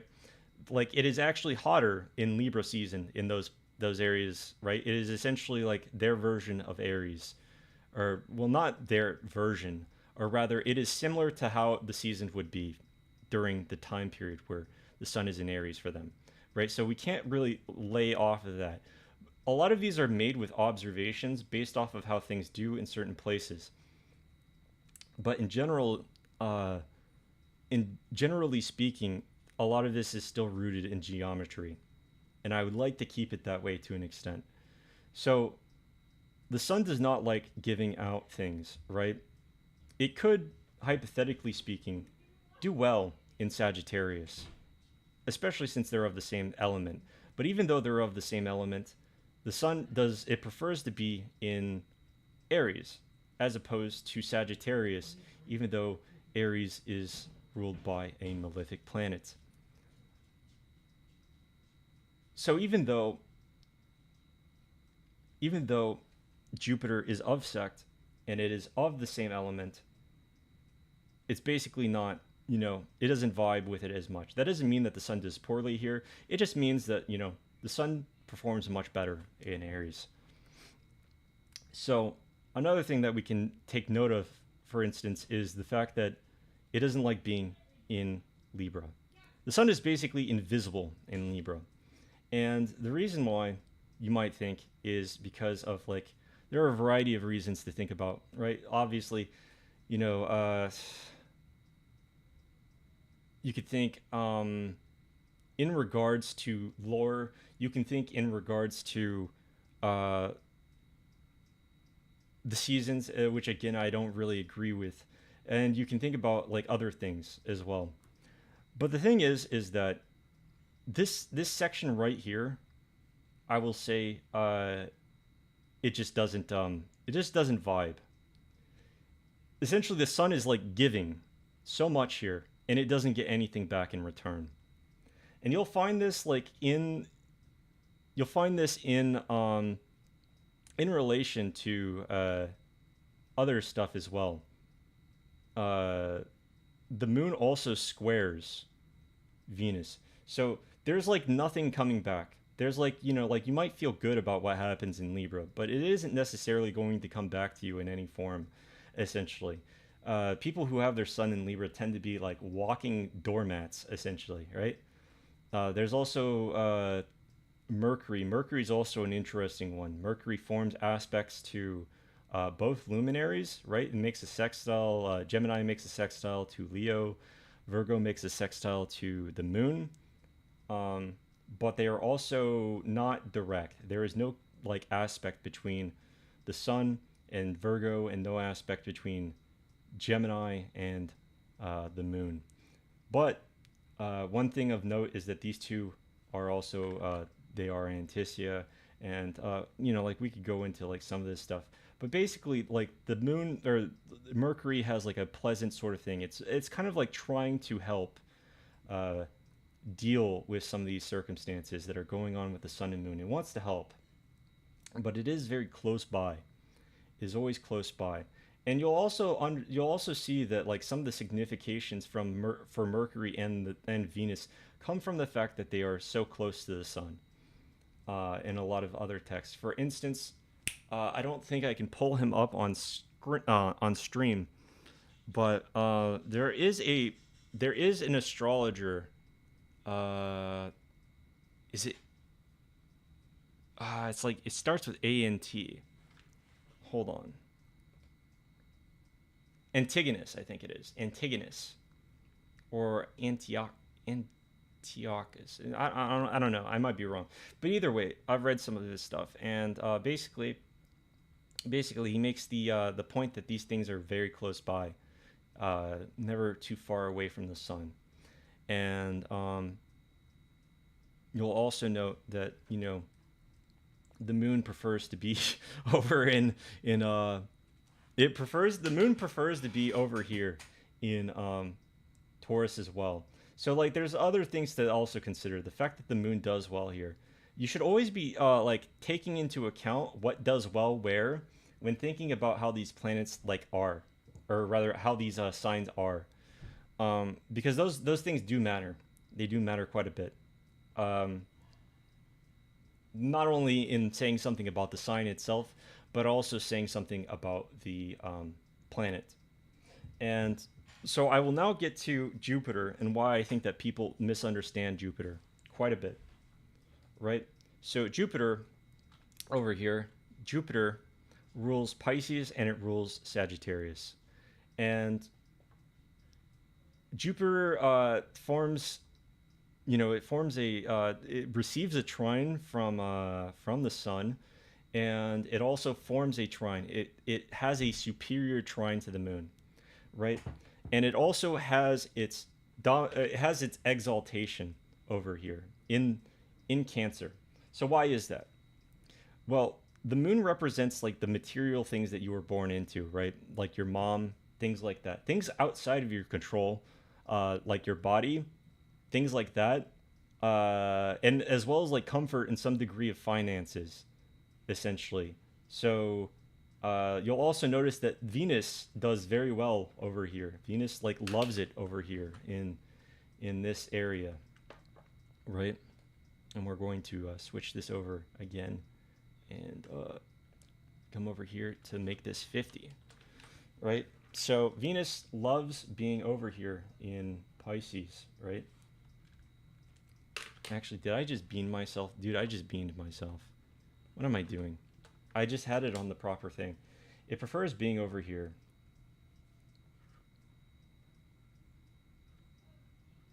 Right? And Jupiter prefers being over here. Jupiter loves it over here, actually. Right? So why is that? It's because these things right here, right? Like the Venus wants to convey, it wants to convey abundance, right? And Jupiter is a planet about growth, right? And I don't know if all of you knew this, but there is like a relationship of sorts going on between the Sun, uh, Jupiter, and Saturn outside of just sect. If we talk about mythology for a moment, like think about this for a moment, right? So the Sun essentially like represents the father, right? And so what goes on with the Sun and or rather what goes on with between Kronos, by the way, I should say Kronos, which is like the Greek version of Saturn, right? So Kronos, he's like he almost gets he has to cut his own dad's cock off basically, and there's some stuff to analyze there. He usurps his father, right? Usurps his father, takes hold essentially of the throne through forcible means. And in this time, he creates a golden age of sorts. He creates a golden age, and this is very important. Saturn creates a golden age where there is like infinite abundance, if I remember correctly, something along those lines, seemingly infinite, anyhow. Everyone's doing really, really well under Saturn's rule. But what happens is that he receives a sort of prophecy of sorts, and these planets right here, by the way, represent some degree of prophecy, but also the relation of how these things might interact. Mercury as well. You might find that Jupiter does not like Mercury signs because it's in opposition to them. But so observational divination is not okay for our boy Zeus at that point in time. Is a way you might take it anyhow. But basically, because he gets this prophecy that he is going to be overthrown by his own son in a similar way from our boy over here, from the father, he decides to eat them. He consumes his own children, right? But because his mom over here, because his mom is like, hey, like what if I just hid you and you didn't get eaten? He's able to break out and he's able to defeat his own father and banish him to the Shadow Realm once and for all. But that is interesting in a mythological sense. But in a real sense, let's like think about it, right? So if the moon represents the things that we were born into, it only makes sense that Jupiter would be able to work best from there, right? He's able to essentially say, hey, this is great and I love this stuff. I love being here.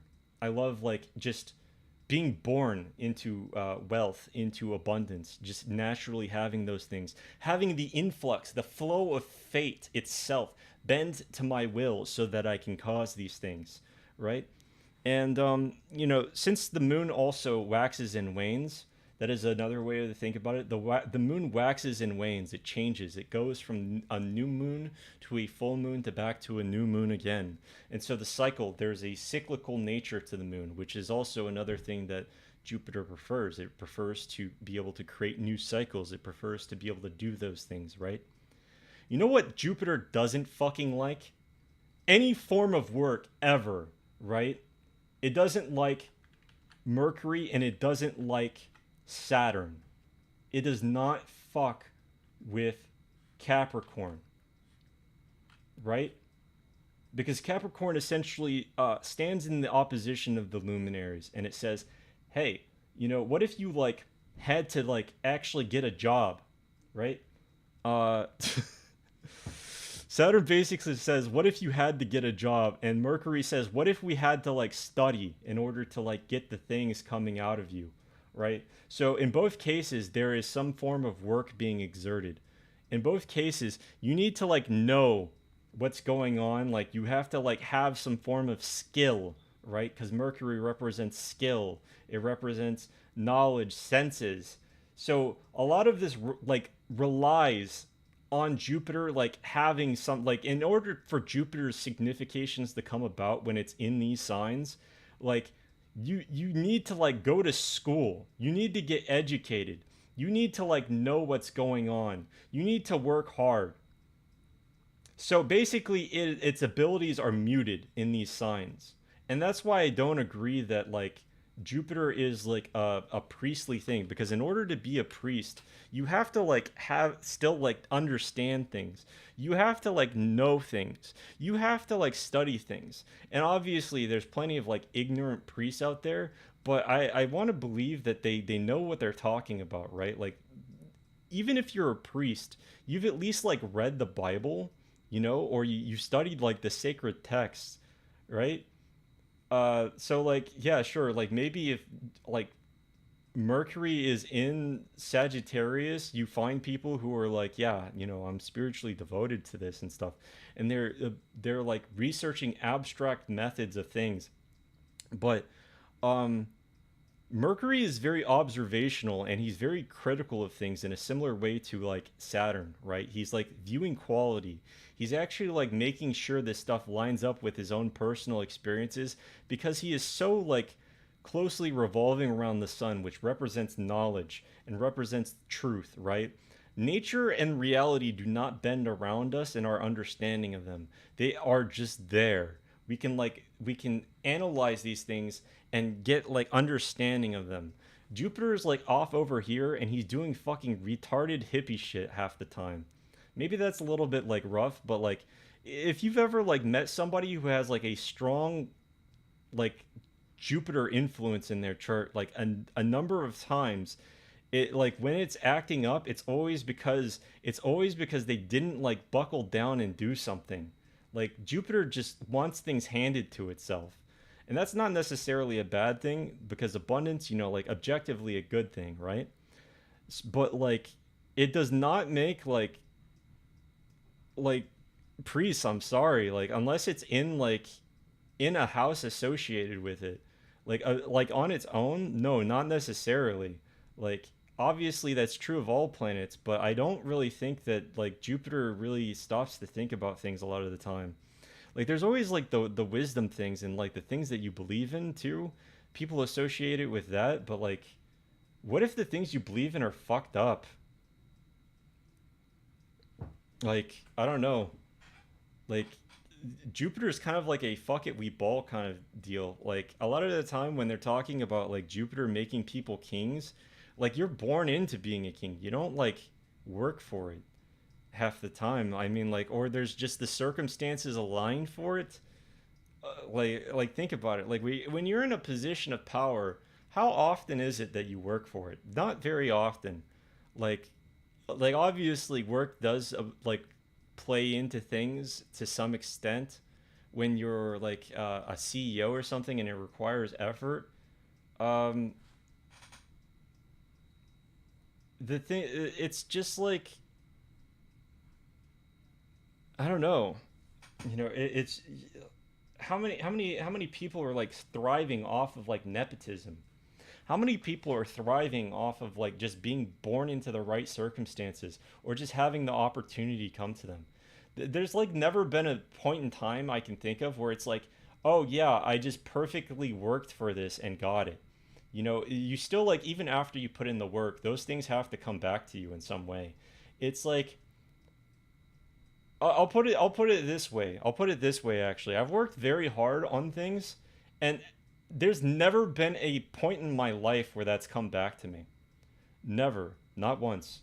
Like You just like you know, like if effort was something that managed to like fucking get you someplace in life, I would be so fucking rich in on a number of these topics, because like a number of times I've just like poured endless amounts of effort into something. But effort doesn't like mean that you just come out on top.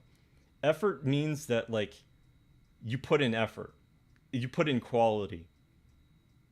And yeah, Jupiter basically has no quality filter. Jupiter basically has no quality filter. He doesn't care. He just cares that it happens.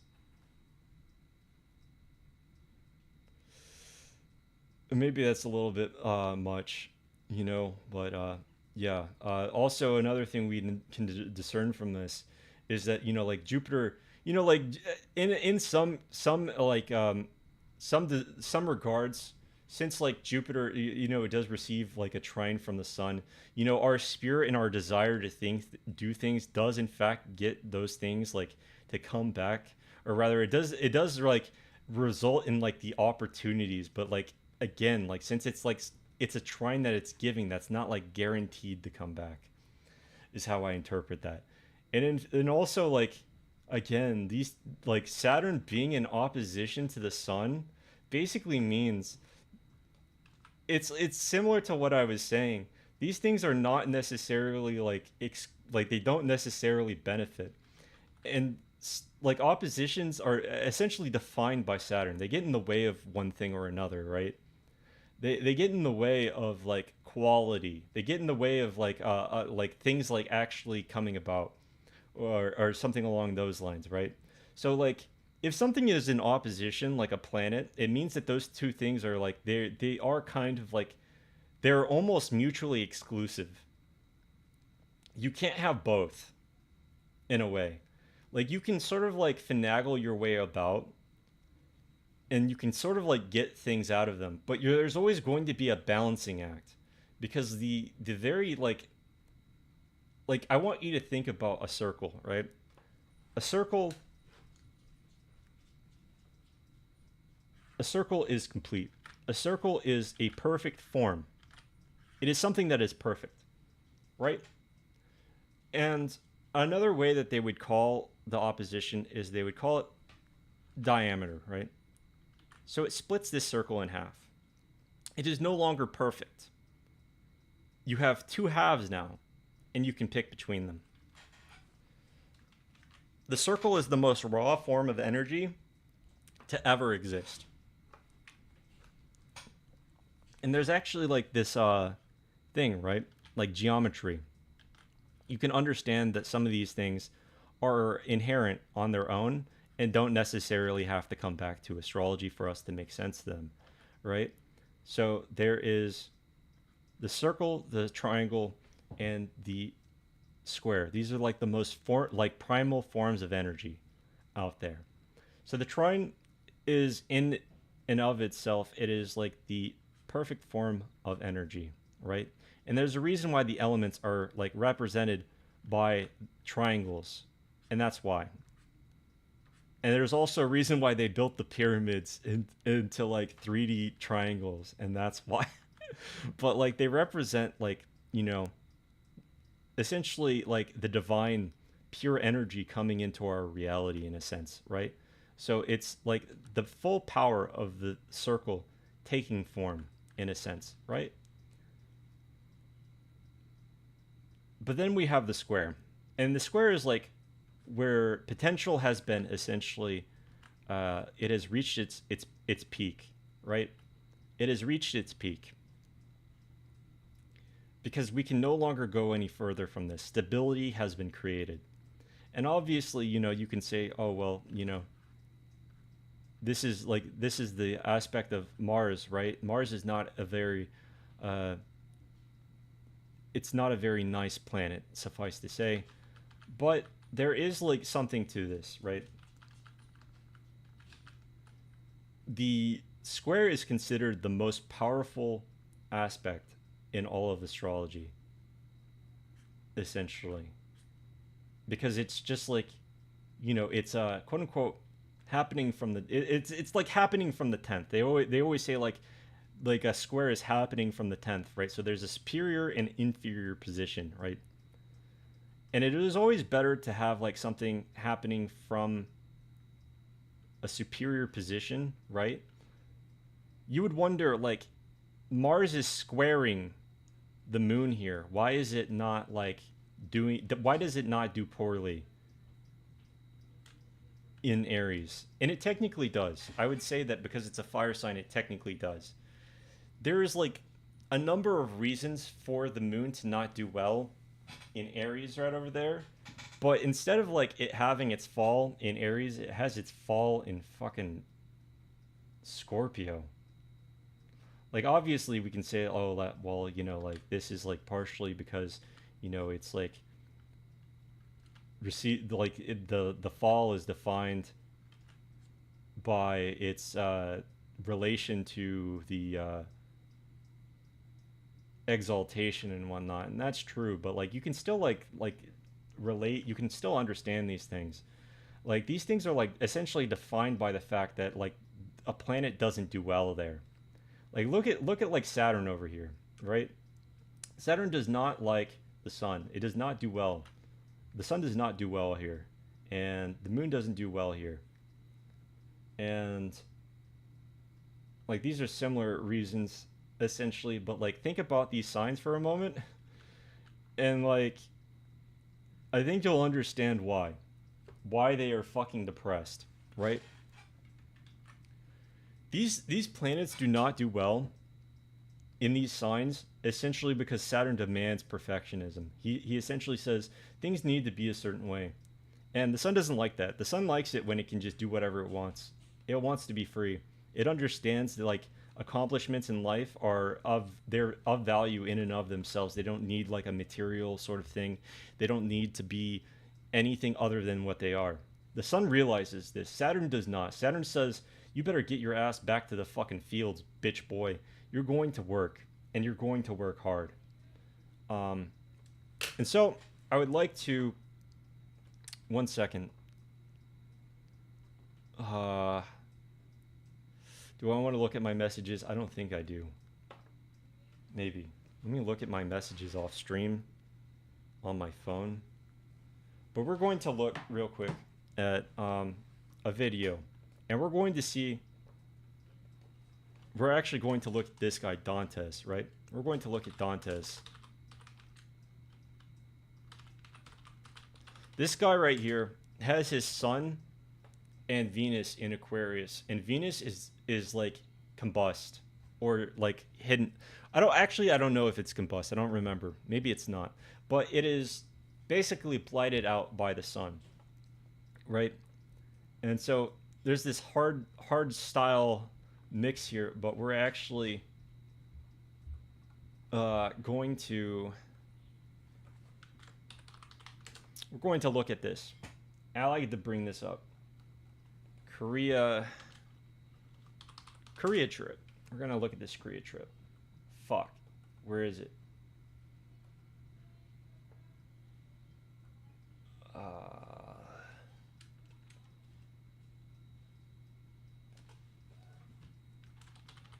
Korea trip speech.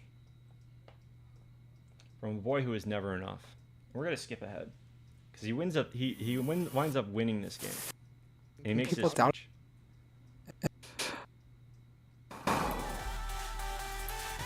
This is a League of Legends streamer, but this is what it looks like when the sun basically gets to have its way with things in Aquarius. Let me see this message. Alright, let's go again.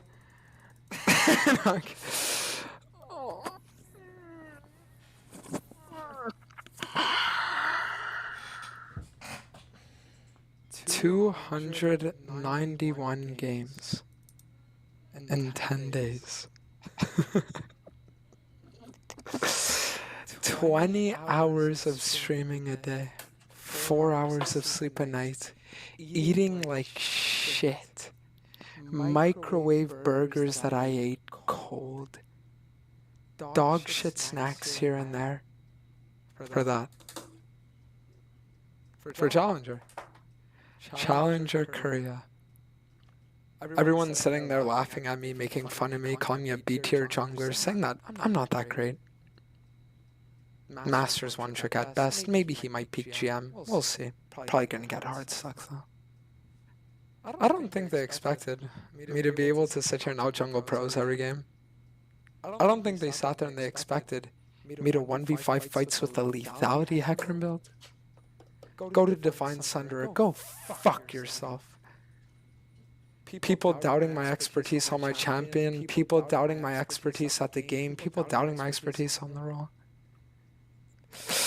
But even though we might have hit Challenger, it's not done yet. Because the thing is, when I came to Korea, it wasn't just with the goal of hitting Challenger. It was with the goal of proving that I am the best Hecarim in the fucking world. And there is a Hecarim player that's so higher ranked than I am. There is. So what I'm going to do is I'm going to take a small victory. I'm going to say, you know what? It gives me a few days to relax.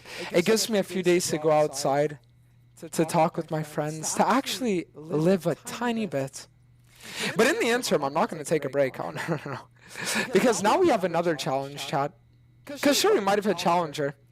But then you're going to have those people who are like, ah, yeah, but he played 300 games. So you know what? Fuck those people. How about I sit here and I go on a new account and we try for unranked to Challenger with the highest win rate ever out of any Western player. And how about we go for 2 Challenger accounts, not just 1? They said that I'd be Hearthstone Grandmaster. I'll get 2 Chal accounts. And then when I sit there and I have my 2 Chal accounts, and when I sit there and I'm shitting on pros every game, then I'll push for rank 1. And then we'll go and we'll do the most demonic fucking run of all time. Because I'm going to be honest with you guys, the Korea trip's only fucking beginning. My flight back is not scheduled for another 3 weeks. And you know what? I just might extend it another 2! Because I still have something to prove. Challenger, it's nice, but it's not enough! It's never enough! Fucking chills, man. You can see the Saturnian influence there, I'm sure. Let's go to Astroseek real quick, and I'll show you real quick. Right, his birthday is actually really easy to remember because he was born on the 2nd of February in 2002, and we don't have his birth time, so it's going to be unknown. But we're going to assume he was born in Quebec, Canada. I believe he was, but I can't be fucked to verify. But either way, look at this. Look at this right here. This is causing so much pain. Yeah, some people would say that this is combust. It's about like 4.5 degrees away from the sun, right? It's basically, but even if it wasn't, it would still be kind of messy, not great, right? And yeah, because of the things that are happening over here with the sun, there's a lot that there's a lot of insecurities basically going on, because that's what the sun in Aquarius gonna be doing. You know, it doesn't really matter how good your stuff is. It doesn't really matter how you know, it doesn't really matter anything. Nothing really matters. So long as like I am on this mortal coil, right? What matters is that I basically force myself to suffer, and for no good reason at all. Essentially, that is Aquarius placements in a nutshell. Capricorn is kind of similar, but a little bit more. Well, you know, I don't know. I haven't really had any particularly strong experiences from Capricorn. It is a little bit more grounded in a way, but still a little bit materialistic, as opposed to I want to fucking die because I'm not good at League of Legends. But I would argue that a lot of this is like yeah, it's like a lot of it's the sun combusting Venus. And the reason why is because like like in that speech alone you can see like how much he destroys, so how much he absolutely destroys his own um comfort, his own sense of comfort. He says like he's eating like shit. And this is true. He was eating like shit. He was like he flew out to this place to eat like shit, to like cut himself off from other people. And whenever he does these streams, he's like streaming the entire day, basically. And you know, it's not great. Uh, I love this man. He's very awesome, but I'm concerned for his health and his well being. And even though he was basically told the last, like even before this trip, I believe he was told like don't abuse caffeine as much as you are, and he didn't listen. He's still abusing caffeine, and he's still fucking up his heart. And it's just like, why? Why would you do that to yourself? Why? Why? Why? And there's no good answer. It's basically just League of Legends, you know? I mean, obviously, there's like, you could say it's the thrill of the game of winning at League of Legends or whatever, right? But, yeah, not great. Um, and he has this story. He has like this story about he has this story about like how he would play League of Legends when he was younger, right? And how even though he would like win these games, or rather like at the start he was bad, and he would be told that, you know, like his brother would say, "Oh, I'm not going to play with you because you're bronze," right? So he gets better at League of Legends and he gets up to silver. "Oh, I'm not going to play with you, you're silver." And he gets the gold, and his accomplishment once again is put down. It's not good enough. It's not just that he doesn't think that it's good enough. It's that other people are telling him that he's not good enough. And so he goes out and he hits plat. And if I remember correctly, he said to the therapist, "Well, I should hope that," or his brother told him that he should hope that he's plat after all the hours he invested into it. So again, it's like his efforts are being undermined. And so he goes out and he hits diamond, I think it was, or I don't know if there was like a emerald or challenger, or I don't know if there was emerald at the time. Maybe, who knows? Maybe I skipped that. But you know, like until he hits challenger, and even now, even as he's challenger, he is still put down for his efforts. Like it still happens. Like people will tell him that he's a Hecarim one trick or whatever. And I know that that's like buzzwords or whatever, but still, it still like hits. It doesn't matter how good you are, it still gets back to you, dude. Like as an Aquarius sun, it's fucking a nightmare. It doesn't matter how much you put in. The circumstances that are like dealt with in ruling, like whatever is there, it doesn't matter what you do. It's still going to be the same. People are still going to treat you like shit. It's still like it doesn't matter for any planet, honestly. Like some success, I'm not gonna say like you can never find success, but basically like that is like the the theming of Saturn. Nothing's ever enough, dude. Like it doesn't matter. It doesn't matter. So like why play ball at that point, right? So essentially, we can see why this planet is in opposition to both the sun and the moon, right? Because no matter what you do, no matter how hard you work, it isn't going to change the things that Saturn wants to do. And maybe like your efforts do come and form like some form of like abundance, right? Or something like that, but typically not so.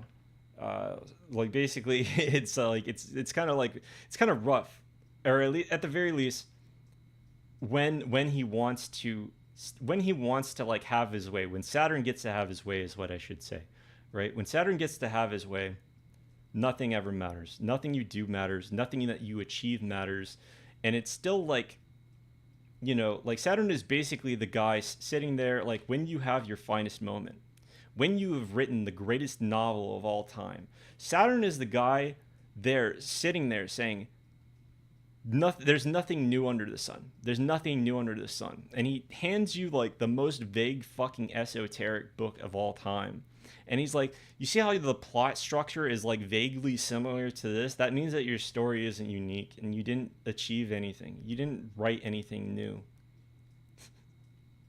That's basically like, like comparison is the thief of joy too, is also like a similar thing. But like, it's like that basically. Saturn is that guy.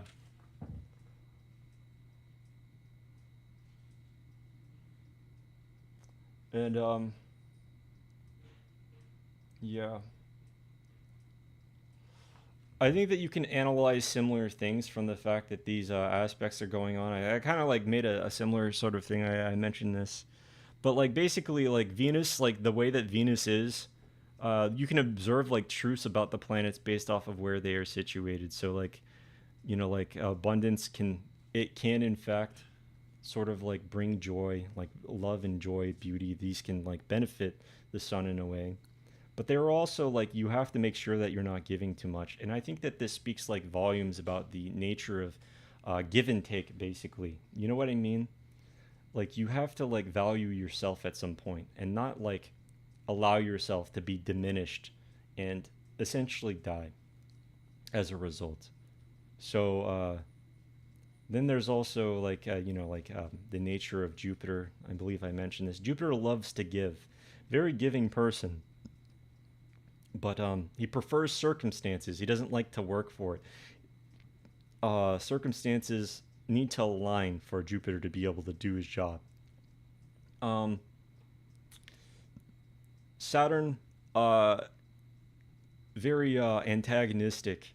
The greater malefic, as they put it, and this sort of thing is why, because he basically likes to say no, whereas Mars likes to say you're going to have to work for it, right? Like he has like this giving trine, so if you put in the effort, you get back, but like at the same time, like sort of like influencing, having a superior square to the moon. So he overcomes circumstances over here, but at the same time, like circumstances, like forming this trine right here. Like the moon does not like to give in this way. He doesn't like to. He likes to receive. The luminaries like to receive, is what I mean by this. They like to receive, so that means that they like to get something back out of their effort, right? And when the moon is, why am I trying this with my mouse? When the moon is like over here, he doesn't do too well with Scorpio. Uh, and we can also analyze things about like Scorpio's nature as a result, right? So the moon or the sun like forms a square over here uh, to overcome what's happening over here, right? So like Scorpio is a little bit about control. Scorpio is a sign that does not like to abandon control. It likes to control. It likes to hold on. It's very similar to Aquarius in a number of ways, right? And that's sort of why. Like I mentioned before, these the fixed signs have a lot in common. These two signs like to control. They like to have a death grip on things. Essentially, they are the essentially they are in agreement about this, and essentially delivering CBT to living individuals and sucking the life out of them. And so maybe that is a bit of a generalization, but I mean that in terms of circumstances and things like that. So it's not just that you're going to exhibit these traits. These are like the traits of the things that are going to be delivered to you. So like having to have control over things and things like that. But yeah.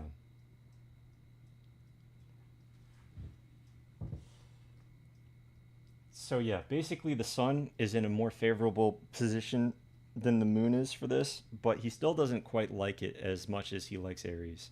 And the moon doesn't like giving this trine over here because like what happens after it gives, right? After it gives what it has, right? Saturn doesn't give back. Saturn steals. He basically holds on to shit and he doesn't give back. He basically does not give back. Yeah. Um.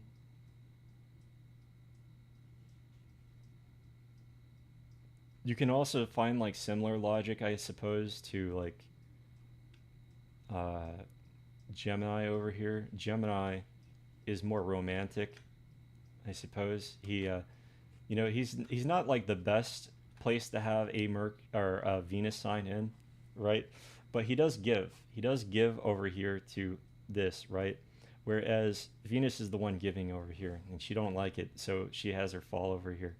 But she receives from over here. It's sort of like imagine like you're giving somebody a plate. You made them breakfast, and this piece of shit over here is like psychoanalyzing the texture of the scrambled eggs, and he doesn't like it. Doesn't work out, Whereas Gemini is a little bit more favorable for the connection with Venus. But there's also the fact that these two over here don't form a connection, and these two don't form a connection. But like these signs over here also have like a contra anticia aspect. It's also kind of similar over here. There's like an anticia aspect. So these two, like, not only is it like forming a sextile over here to this and it's giving it, but these two are fundamentally similar. They understand each other on some level. And also in a similar sort of deal, right? These two form a sextile, but they also form a square over here, right? So, in my mind, the way that I interpret this sort of connection is like hard work, like the efforts that you put in, they wind up like overcoming obstacles, but they also like these overcoming them also like the hard work that you put in also comes back to you in that way, in the sort of like being stronger for next time sort of deal, right? And that's sort of like how, like, logically speaking, why these planets do well here. But like one of the things that you can analyze from having planets in signs, even if they're not like in detriment, right? So like even though like Pisces Venus is the one that does well. Venus in Sagittarius doesn't act too differently. Like there's the fact that it's in a fire ruled sign, and fire is probably not a place that Venus likes to be, right? But like there's honestly quite a bit that's similar between like say Venus in Venus over here and Venus over here, right? Like if Venus is in Virgo, she suffers a bit more, but like the themes are kind of similar. And in a similar manner, having uh honestly having Venus in Cancer is actually kind of bad. Not necessarily that it's very bad or anything like that, but like the themes are kind of like materialistic in a way, if you know what I mean. Not necessarily like always, but when it's doing poorly, it's usually like, since Cancer rules over the body, a lot of women have complained to me that like when they've had Cancer Venus, it's like I want a deep emotional connection, but these people only want me for my body, right? So there's like some sort of disgusting sort of thing, and also like Mars doesn't like it over here, and Mars like Venus does it, or rather like like you take that into consideration perhaps, like the sexual desire aspect, like Mars not doing well over here, and being a little like acting out a little bit, you know.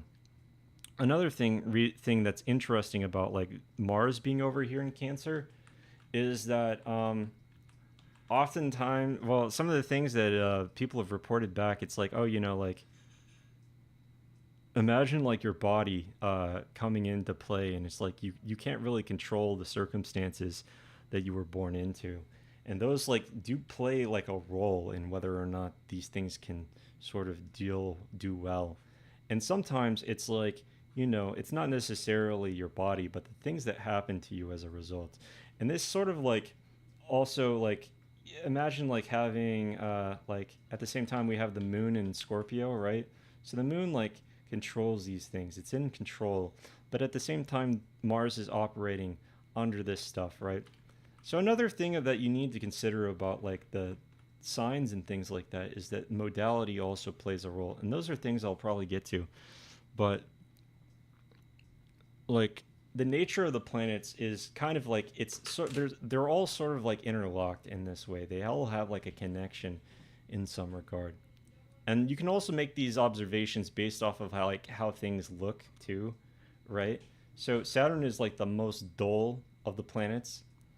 It has like the least bright light, right? But like Venus is the most bright. Saturn is the biggest, but it's not as bright as Venus.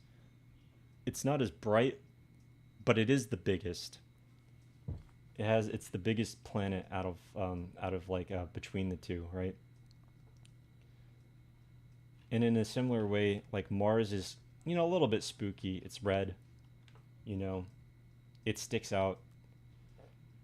Mercury, always closely by the sun, often overshadowed by it. But the interesting thing about Mercury is like you never see very negative things said about him in older texts. Like obviously like the stuff about sleight of hand, etc. is mentioned, but like Mercury can do very well in basically any sign and any house, which is kind of crazy to me. Like it's never like nobody's ever said, "Oh, Mercury in the 12th or in the 6th or in the 8th or in the 2nd, I guess you might be like on the short bus, my friend." Like when Mercury is struggling, it doesn't necessarily mean that he's not like able to do his job. It means that his job isn't necessarily paying out, is how it seems. Like a lot of the time, it's like, oh well, maybe like insecurities or some shit like that or whatever. But like even when Mercury is combust, it's like, oh yeah, I associate myself with my intelligence and I'm quite smart as a result. Like that's not really a bad outcome, basically. I don't know. He's very flexible. And that's why when you have Mercury combined with Mars, it makes people gay. I'm sorry, that was a little bit like out of nowhere. But in all seriousness, when Mercury is with certain things, it causes flexibility, and that's why like when Venus is with Mercury, it causes cheating and things like that. So you have to like see that sort of thing, and like view this all through the lens of like how things are. Like every planet, right, has its own sect, except for Mercury, and there's like a lot going on here, right? So for instance, like Mercury does very well, basically regardless of the circumstances. It's all contextual. He's basically like Chad in the chart. He can be anywhere. He can do anything. Uh, it's just like really magical in that way. And so I have like these things I prepared. Right? There's like the elemental stuff. I separated some of this stuff. Um, and I decided like some of this stuff I probably shouldn't like say or whatever, or maybe I should do it live, right? So we can analyze some of these things, like the relationship between some of them, and quite often, you'll notice that like Mercury is just off to the side in a lot of this, right? Mercury is just like he's like doing his own thing, like even in the signs that he does, like in the stuff over here, like where does like he does poorly. He has his fall in Jupiter, but like where does he do well in his own sign, dude? Like what? What do you mean? This guy's just special on like numerous levels. Like not only does he have like his fall or his he has like his detriment in like Jupiter ruled signs, he has his fall in a Jupiter ruled sign. Not only does he do the best in like Virgo or like in his own signs, but he also does his best in his own sign. He's basically like a lone wolf of sorts, but he's very observational. He's not like quick to give in to other people's like pleas and things like that. He's like, no, I think I'll do well on my own, you know. So he basically does best on his own, but he's able to do everything else as a result. He's like a jack of all trades. Like even though like you could argue like doesn't do too well in Jupiter ruled signs. It's like, well, why is that? Oh, well, because he's off like studying and doing too many things at the same time. He's off like doing all this stuff. He's like he's not impersonal anymore either. He's very biased when he's in Jupiter's signs, and that's like like that's not something that he wants to do. Basically, he wants to like observe things as they are. He wants to be very factual. You know, uh, like he has his own biases within like the truth and things like that since he's good friends with like the sun and moon, but it's always like within the things that are like the things that have been observed. Like I can't observe my wife not fucking me or fucking other men or whatever. uh like unless that's part of my reality, in which case I observe it and it's very nice, you know. And that's kind of like, I guess, instrument. That's like that says volumes in a way about like what we believe and what we see. Like if it's not part of our like reality, it's like basically invisible to us at times. It's hard to see. Like think about how many incels there are out in the world. Like part of their reality is that they're not getting married. They're alone. They're miserable. And it takes like a special kind of person to be able to separate themselves from that and be able to say, oh well, like there are other people out there who have like loving homes, they have like a loving wife and kids, and maybe I don't have that, but that doesn't mean that all women are like evil. That just means that like what I'm going through is like bad. It's not necessarily unique to me, but it's like something that not everyone goes through, and not everyone is able to pull back the like the curtains and see that. And I think that's like kind of like at the root of like Mercury. It's being able to like take a step back and like do those things. But Mercury is always like, he's always going to be like, yeah, my circumstances, the things that I value, the things that I'm experiencing, those are like the true objective reality. Like if he allows it to happen, right? He's always going to be in favor of those things. But being able to like at the same time, since he's like not necessarily forming an aspect over here, he's able to like remain that objectiveness at the same time if he allows it to. And that's kind of like the truth of our reality in a sense. It's like there's an objective nature to everything, but there's also the subjective nature to everything. If that makes sense. The subjective truth and the objective truth. The things, and we're not always able to like see the objective nature of things. Actually, I think that that's very valuable as well. The objective nature of things, it exists without us, and that's what it means. I feel for things to be like in conjunct, but also like the close rotation around the sun and how the sun like blots those things out. Like when you see like oftentimes they give like a good indication of like the sun being with Mercury, but oftentimes it's because the sun is like pushing itself to study harder, right? But it also still matters what you're studying, because I know plenty of people who are like off studying like the stupidest things ever, uh but like to them it's like reality. It is like the most real thing that can be. So like the sign everything's happening in also matters, and whether or not like the sun or Mercury can do well in those signs, right? But just food for thought, I suppose. Anyways, back to this. Like I drew out like these things here. I guess that these don't really matter. I showed like where everything struggles, right? What I mean by that is they don't really matter in the sense that I've already kind of like explained them, and they're not too hard to like really get a grasp on in a way, right? But we will look at them momentarily, right? So Saturn does well in Libra. He does well in Venusian signs. So basically, like once he has his, he already has abundance. He's like, oh yeah, uh, but it's a very interesting thing in that regard. specifically, he does very well in the sign that the sun already has its fall in. He's exalted there. So it's like, it's really funny. It's kind of like I do really well and I'm able to cause like these sorts of like this sort of dedication and this sort of restriction and such like really well when when I put aside the spirit, what I actually want to do. When I put aside what I actually want to do and I'm like fair and balanced and whatnot, and I'm trying to be, kinder and like all this other stuff, I'm able to like not only get the most out of things, but I'm also able to do the most harm in a way.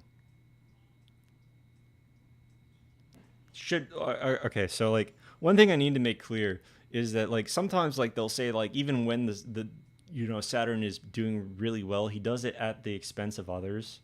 That's another thing worth noting. Um, I don't really necessarily know if that's like fully true, but another thing I've noticed is like sometimes the malefic planets they operate through the benefics, essentially to get across the idea. And it's not just like like you have one planet there. If you have like both or something along those lines, and there's some other stuff going on, it kind of like shows it's like this awkward energy where your restrictions and the things that you're going up against in life are sort of like they're things outside of your control. Like they're operating through like a place where you should be receiving like aid and like love and care, right? And so you'll sometimes find that is like, oh yeah, this person is like disabled or something along those lines. Not necessarily always the case, but I find it very interesting that I do find that to be the case, or rather that I do find those things in those places fairly often, when that is the case. And sometimes you'll find that like Saturn is in like a mercurial sign or something along those lines when there's like a like it's something about like the way that the native is able to educate or speak and express. And sometimes it's like, oh well, the native is like had like a mental issue when they were younger and things like that, um, or they were born with a special like deficit, like they might be autistic or something like that. Not necessarily that that's like the cause of it, but it is there's usually more to show that, but it is like kind of like interesting. It's like they're being held back by that thing, if that makes sense. So you do see it like it's sort of like a detriment in that sense, but out of like or rather like a struggle in that sense. It's like I'm born with this thing and I have it, and it's like actually detrimental. And here's my Saturn in Virgo to show you why, or something along those lines. But again, it also shows like like other things, like when it's behaving well, basically like a dedication to those things, and like that those things come through those spheres of life. As for the elemental stuff, uh, there's like a interesting aspect to these things right here. They technically get along very well, technically, right? So you might say that, like, oh yes, like the uh, Saturn is exalted in Libra and whatnot, and Libra has its fall in Virgo. So what the fuck are you talking about? Or rather, like the Venus has its fall, but like these planets, since they rule the same elements, right? They are essentially like able to they have like understandings of one another in that regard, right? So like they're often like dealing with the material. So like for instance, like the sun and moon, right? The sun and moon, they are like they relate to our like our the things that we know are truths are like rolled around us and things like that. So very interestingly, sometimes they relate to divination, and but Mercury's divination is more of like tarot or something that is observational. Not that you can't use tarot for things over here, right? But this would be more of like intuition and instinct and things like that. You're picking up on an energy that isn't inherently there in the cards when we're talking about tarot. But like Mercury would be more like, oh yeah, like 7 birds flew this way, and they like had one of them had a stripe, and that represents some form of like strife or something like that, right? What are you apologizing for, Shante? What are you apologizing for? Shouldn't be apologizing. Um, but these are very material planets in that sense, and these are material, kind of like signs that are a little bit material. I wouldn't say that wind is fully material, right? But this line that goes through them is like representative of that, right? It's like there's a solid force there, and these specific ones, like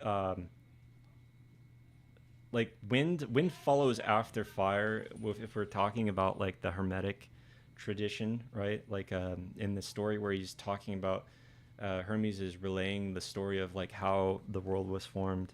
Like fire comes out of water, right? It shoots upward out of the water, the primordial water, right? The shadowy part, and wind follows behind it, right? So it follows up as well. It's probably part of the while. Oh, relate to these nuts. Oh, well, I didn't hear it, or I didn't. It didn't get sent, but that's pretty funny. It's pretty funny. So these two rise up, but like he explicitly states that both the water, and earth are so inseparable at the beginning of creation that they are indistinguishable from one another. They are the same thing essentially at the start of the universe. But like he separates the earth from the water, and the water is held by the earth, right?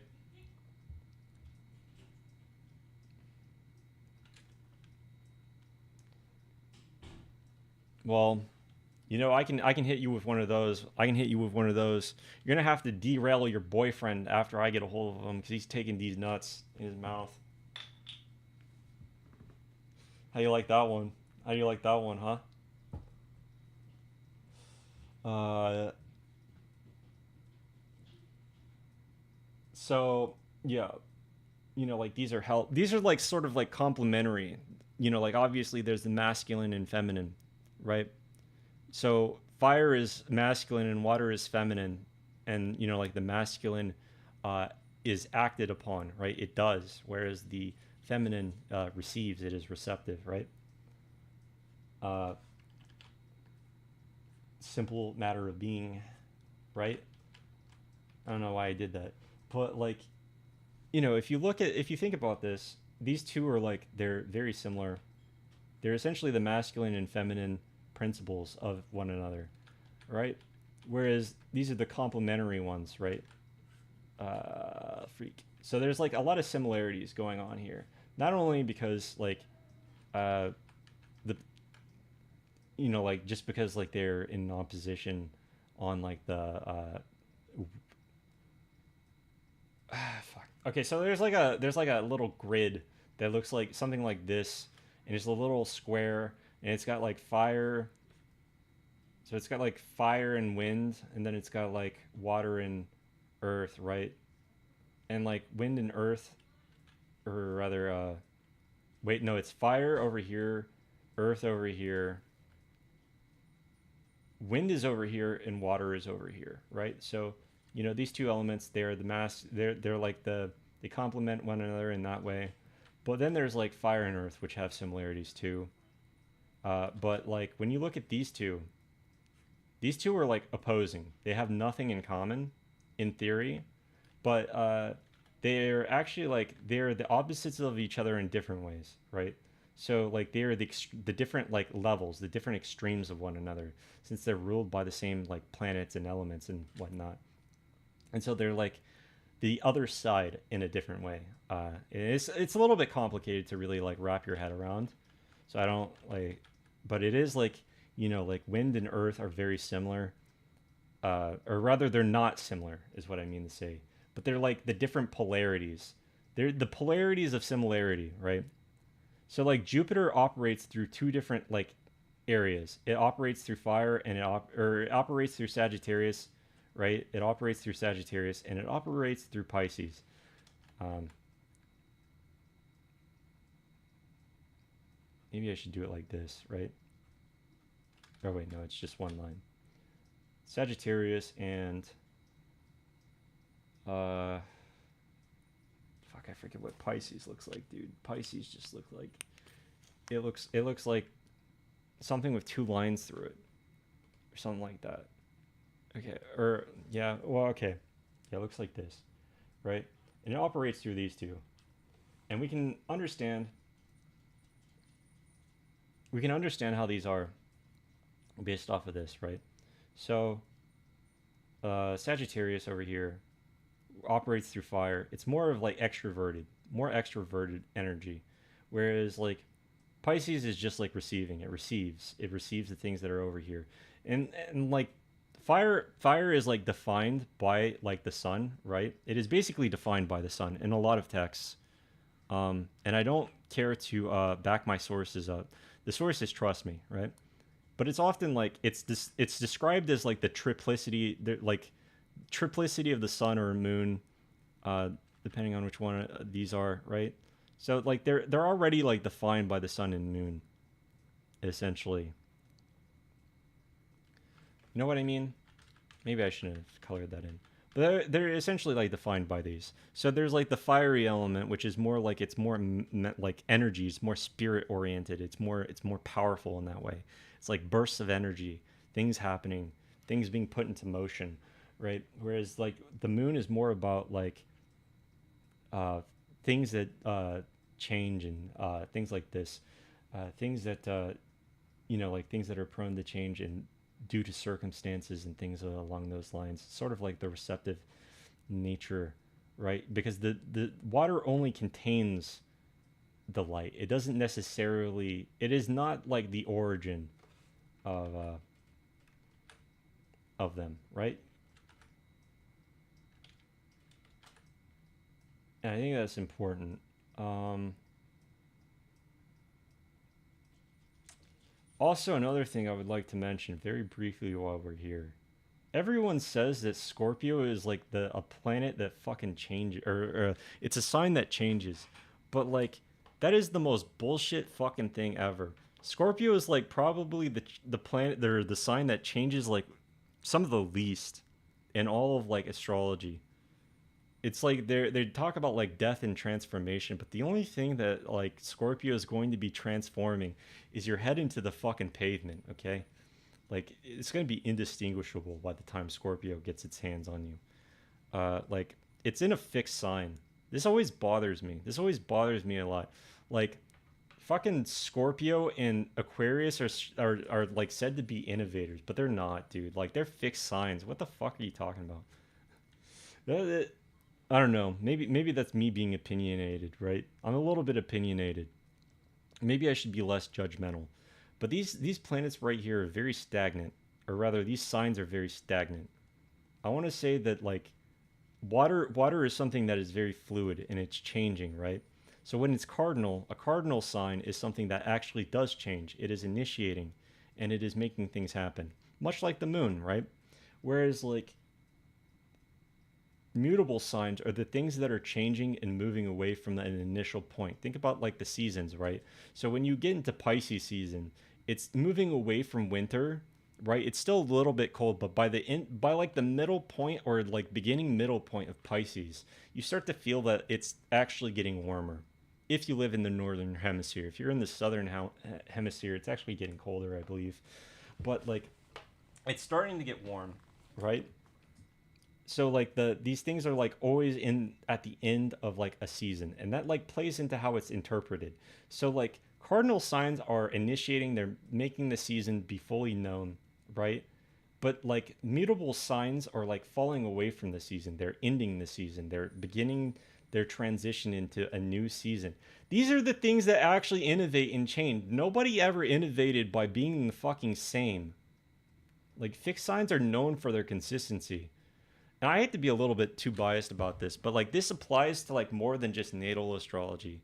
So it kind of bothers me on that level because like whether like okay, so for instance, like in Dorotheus's work, right? He's always like he's talking like if you want to like draft up like a marriage, if you want to get married, make sure that the moon is like in a fixed sign. right? He says stuff like that, for instance. Like if you want to like get married, if you want to plan out your marriage, make sure it's on a day where the sun or the moon is in a fixed sign, because it makes it less likely that you're going to like not get married again, right? You'll just have one marriage. And that's why it's signified that way in birth charts as well. So it kind of like bothers me. It kind of bothers me because like innovation inherently is about like repeatedly grabbing and making new things and changing them, right? It's why Mercury is like known to be intelligent, because it's constantly taking two sources, but it understands inherently that like two things can be true at the same time, but it also understands that sometimes we just get bullshit and we don't need to integrate that. It's able to like take something and separate it, right?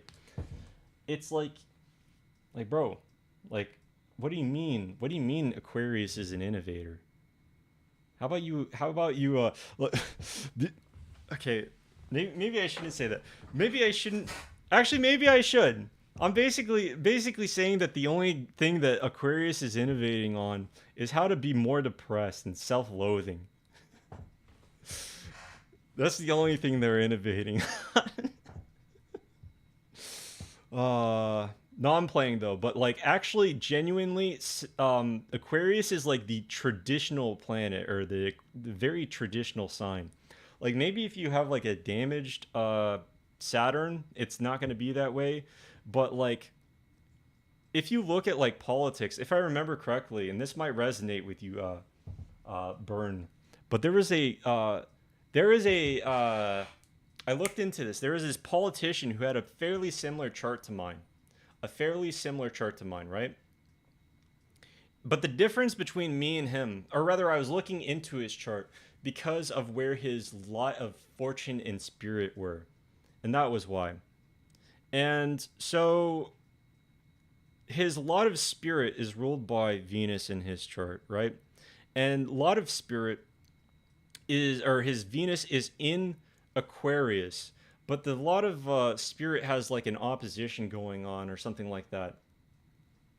Uh, and this politician, like this politician, this German politician, I forget his name, so you'll have to forgive me. But when I was looking into this dude basically got in trouble for like saying he basically got in trouble for saying that like like women should be like their traditional role or something along those lines. It was very hard for me to like find information on this.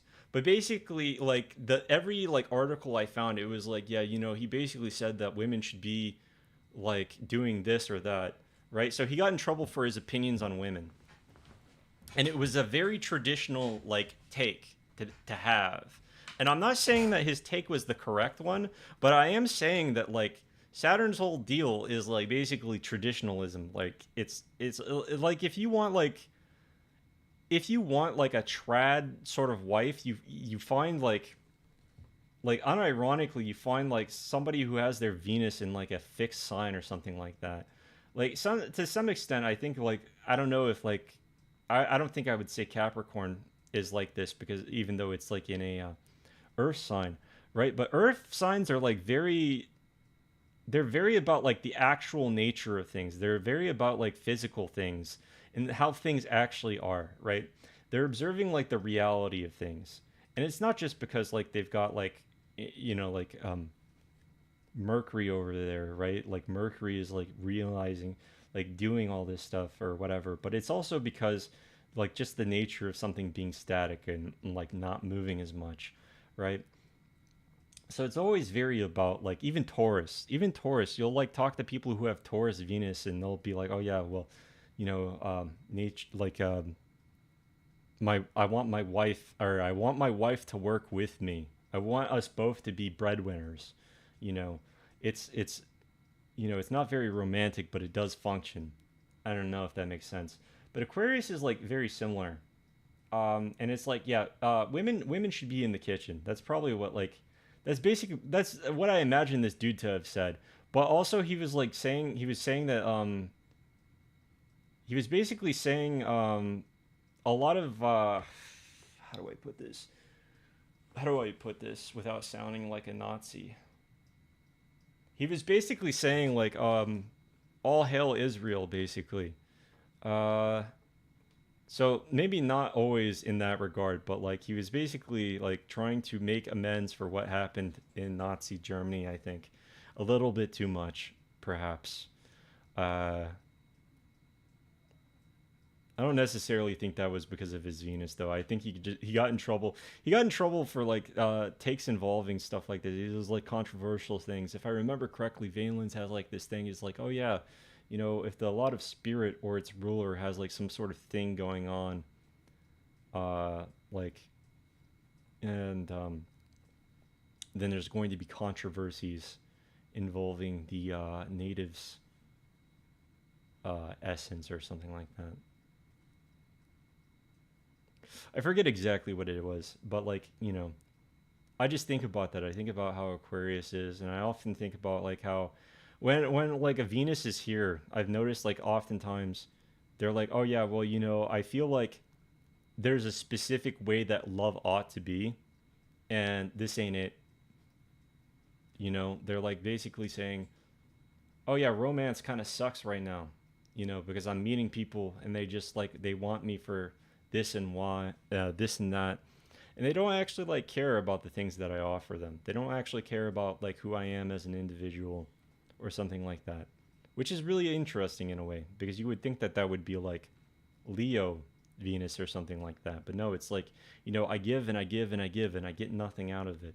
I write them poetry. Do they care? No. You know, stuff like that. Um, so yeah, these two over here, they're yeah, these planets do kind of well, with the exception of the moon. The moon does not do well in fire signs, and the sun, I believe, does not do particularly well in water signs. I don't know necessarily that this is the case, but these two planets over here, like Mars and Jupiter, do well in water and fire signs. They could do like perfectly fine, but they're not going to do well in wind or earth signs. And the same is like true for um, like the sun. I suppose the sun doesn't do well in wind signs. Earth or the moon does well in earth signs, however. So it's just like, you know, like you can sort of reflect on some of this. Actually, I should take some of this back because sometimes there are contradictions, right? Like Capricorn, Mars does well in Capricorn, I will say. But like in terms of like some of this stuff, they generally favor these kinds of signs in a way. You know what I mean? So it's like they have like a form of dignity through these things. Like obviously you're going to have to investigate why. Like I'm not going to say like, oh well, Mars always, since Mars is in a water sign and Cancer is in a water sign, you know, like there it's like a technical like, you know, there's a technical advantage, but not, you know, like it fucking sucks. You know what I mean? So like you'll actually find that like when the moon and Mars are together, or rather when they're in each other's signs, the combination works a lot better than say like it otherwise should. Like there are like people who are very competitive and such. They do well in these signs. They do very well, I should say. Like my ex had the moon in Scorpio and Mars in Cancer, and they were pretty good at competitive stuff. Maybe a little bit too competitive, actually. Um, in a similar vein, like you can see, like you can make observations about some of this stuff. There's like, you know, obviously, times where there's going to be like different stuff where it's like, oh yeah, you know, Venus prefers to be in the water sign Pisces, but it, you know, in general, like Venus is going to do pretty well in any of these signs, even when it has debilitation to an extent. Like it's just like, you know, when you compare it to say the idea of like the sun being in Libra, right? It doesn't really have um, or like Jupiter being in one of these signs or something along those lines, right? Like it has like its exile over here, and it doesn't necessarily do too well. But like, you know what I mean. It basically, these, there's like an inherent energy that is present in these that is like, it kind of like it kind of can vibe with them, and the same is true of like the wind signs and earth signs for like Venus and Saturn and Mercury. They just kind of like have a similarity going on there. And the same is like, and then you also like they have like you know, like there's stuff like involving the planets. I've gone over sect in the past. Basically, these planets, they get along with each other. They have like a similar sort of code and whatnot, right? They have like an agreement of sorts, and sometimes like they will cooperate with the opposite side, right? It kind of like depends. And so that's kind of like what you need to be aware of when it comes to the planets. Like the planets are a little bit complex, right? They've got like things that they prefer to do, and like when they come together in certain ways, they do certain things. So like hypothetically speaking, Cancer in set like Aquarius could yield similar sort of results to um, Mars in Capricorn, right? Because Mars in Capricorn is never going to really feel like it's going to keep pushing itself, right? I have like a friend who has like Mars. They have like Aries, Saturn, and they have Capricorn, Venus, and Mars, and they just push themselves, their body, to be as attractive as possible. Basically, they want to build muscle and things like that, which is kind of like an interesting way of like seeing it. But like I don't know necessarily that like Mars and Aquarius wouldn't provide similar sorts of deals. Like obviously there's the idea of the physical and like what we can achieve, right? And that's like Capricorn, right?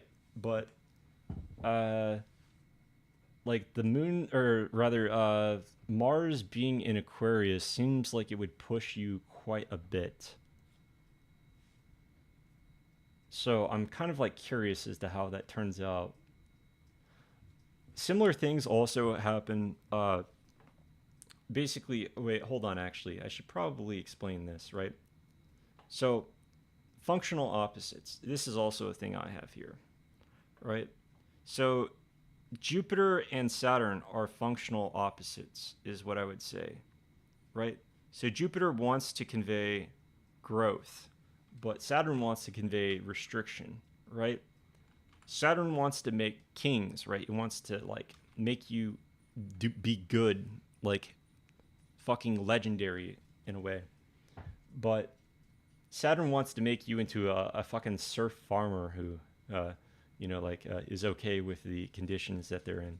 And I'm not saying that there's anything wrong with either, but like um, Mars is the masculine planet and Venus is the feminine planet. Mars wants to have sex. Venus wants to have like a sensual time. There's a difference. Like Mars is more about taking, Venus is more about, like the enjoyment and receiving and sort of like being in the moment. But Mars is just like, bro, like what if we did like the most horrendous, like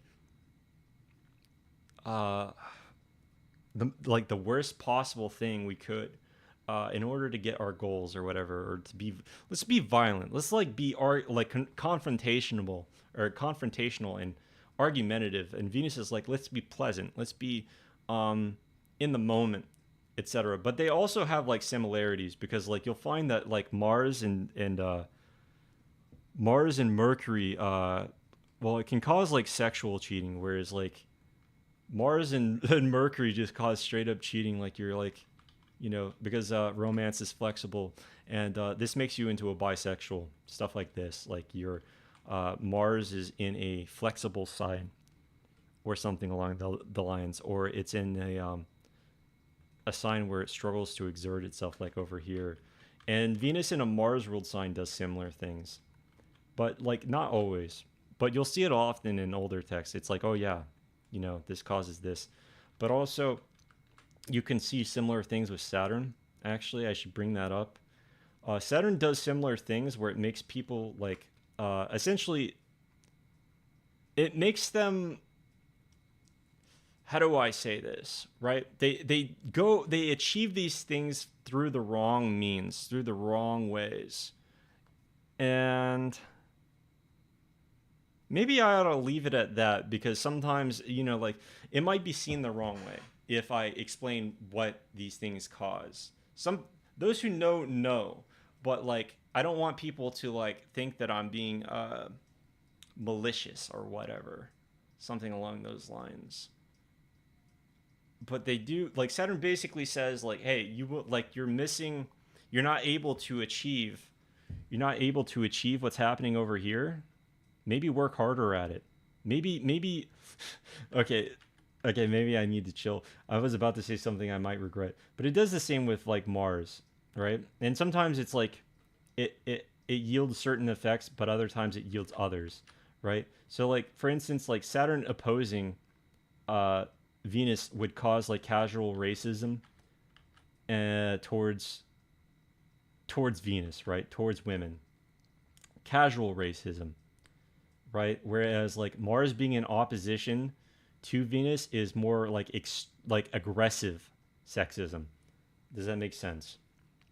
Um, I don't know how we would. I assume like Venus would be being in opposition to Mars also is like, it's more it could be contextual. Like if you are a woman, right? You could be sexual. You could be like sexist towards men. I'm not sure if it works that way, but hypothetically speaking, I don't know. I don't know what causes like women to be more aggressively sexist towards men, but I do know that Saturn causes like a restrictive element to be introduced. So like uh Mars, like Saturn being like in opposition to Mars, causes people to be sexist towards them in a it doesn't necessarily have to be an outward kind of way, but it essentially restricts that element, right? It restricts that sort of element, and not necessarily in a it can be well dignified. Like I know people who have this sort of opposition, but like, like imagine like it comes out in like a weird kind of way, like even when dignified or in some regard, right? Like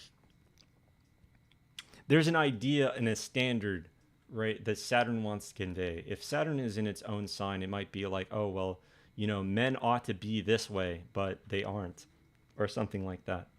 And you do find that sometimes. But also, there are women that I know who have like this opposition, and it's like they don't like male dogs or something along those lines.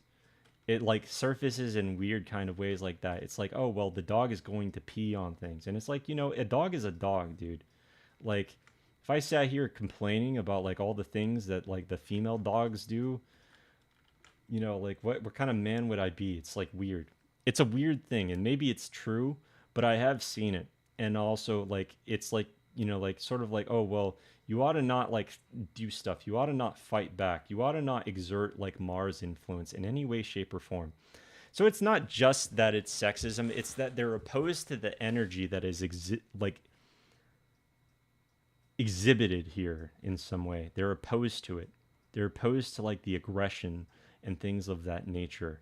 But that also like, since like men tend to like have those attributes, it does surface in that way, in a sense.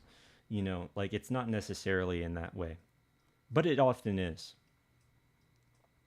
Um,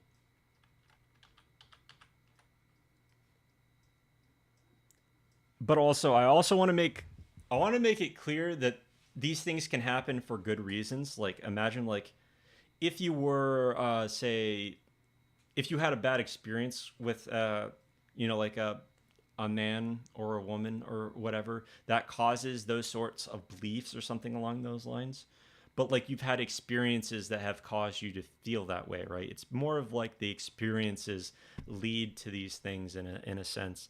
But it is like something that I see get brought up like passively, and sometimes it's like, oh yeah, like I kind of like hate men because they cheat on me or something like that, you know or I hate women because X or Y. Maybe I should watch what I'm saying. Maybe YouTube will automate me or whatever, and I don't like that.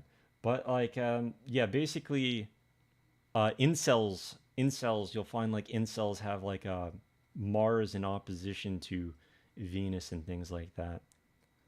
Uh, yeah, in a similar vein, uh, Moon and Sun, Sun and Moon are opposites, functional opposites, right? Not necessarily like hard opposed, but they're functional opposites and they understand each other, which is why you know, another thing, yeah, Mercury is off doing its own thing. Mercury is not really like opposed. It doesn't really have like a functional opposite, right? You could argue that like Jupiter is technically like, because you have to like learn or whatever. But Mercury can operate fairly fine within uh Jupiter ruled signs. It technically can. It's not like it's more like, like Mercury just sort of vibes with everything. And so, like there's that. Uh yeah, and then the last thing I had here was sect. We've gone over sect. These planets operate well. Uh, Mercury, very flexible, able to help any planet. This is basically my TED Talks on Mercury and why it is uh, so flexible and why it causes men to be bisexuals or something along those lines. I'm kidding, of course, by the way. But, like, basically, the idea is that these planets, they all have similarities, right? And these similarities all kind of come back to one another and they influence how the signs work and how everything else works in conjunction. And having a planet in a sign means that the planet that rules it has some sort of like influence over it. So, one of the things that I should say is that, like Venus being in a Mercury ruled sign, people often say that Gemini Venus cheats. That's because when Venus and Mercury are together, they inherently can cause that. Uh, Mars and Venus do similar things, right? They bring instances like that together. So it is possible for that to happen as a result of Mars and Venus just, or rather, like Venus being in Aries or Scorpio, like fucking games are being played. And that doesn't necessarily mean that the native. I ought to make that clear. But those things become topical as a result. And it's like similar when there are aspects involved, right? Like obviously aspects are a little bit different. They have more pleasant or more negative energy. But like because these things are technically like they're kind of like an aspect in a way where it's like they have like an influence. And the same can be said of say uh like any sort of thing here, right? You can see like the bounds and stuff. Like Venus being in the bounds of Mars, being squared by Mars causes cheating to come up topically for Christian, but also because it's in the 12th. Things like that. I'm gonna be right back real quick. Hold on. Hold on. Fuck.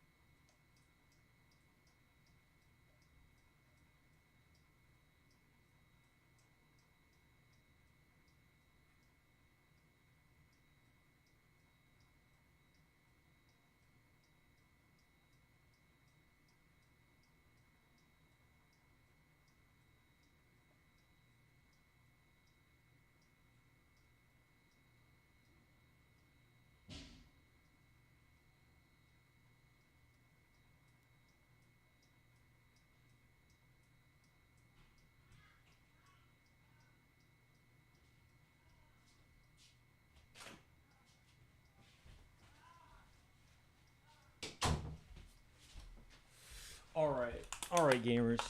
What's up? We're back at it again. If Mars in Cancer is fallen slash detriment, what do you think is the second worst Mars sign?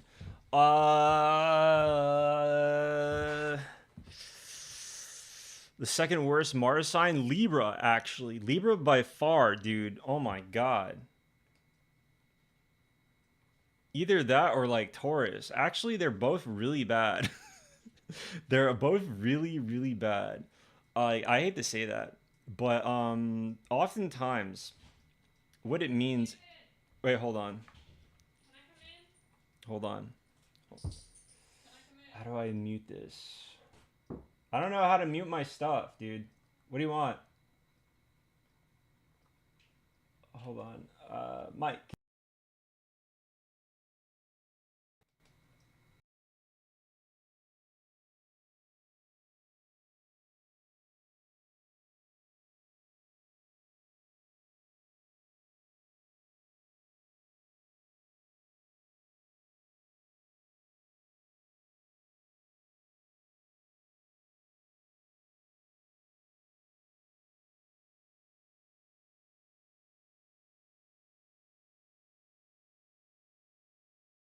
Um.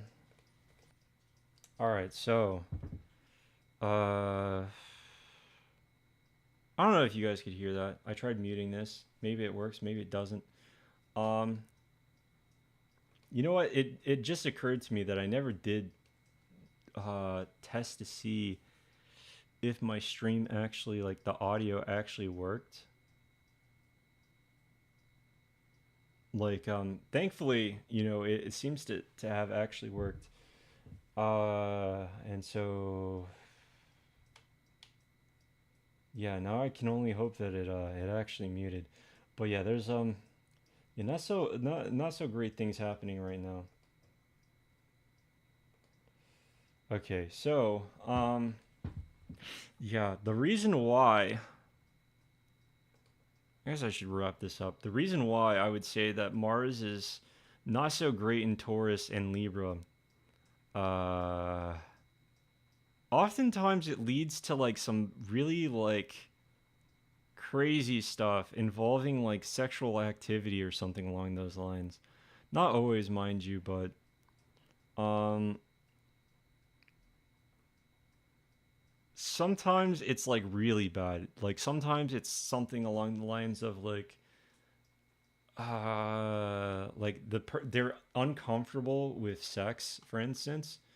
Um, there's like somebody I know, and maybe I should be very careful about what I say because I don't want them to think I'm like talking ill of them or something like that. But like there's a person I know, and she's like she's not comfortable with her body. And she's in a relationship where the person she's dating, I don't know if it's a guy or a girl, but the person she's dating is fucking other people.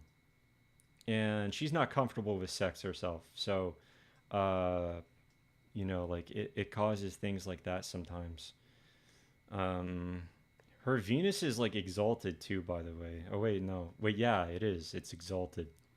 So, like, Venus is like in Pisces, and Mars is over here uh in Taurus, so it's not great. Like another example would be Venus in Cancer, Mars in Taurus. Uh this person similarly had Venus in the 7th. They both had Venus in the 7th, I should say. So Mars is in the 5th house. Now, the thing about that is that there is like, okay, hold on.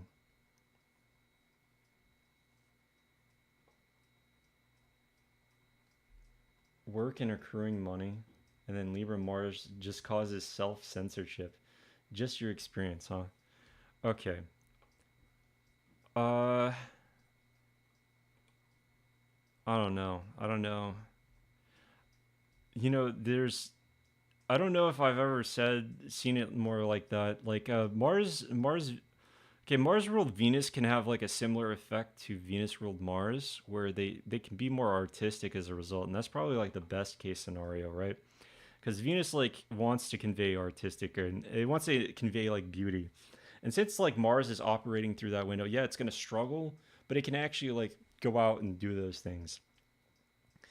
And like Taurus is kind of like a sign about comfort and release, but Mars doesn't like to release, right? Like so like the person with the 7th house Venus like in Cancer, she was sort of like she wanted an emotional connection regarding sex, but like also the moon was like in really bad condition. It had no support. It was on the 29th degree.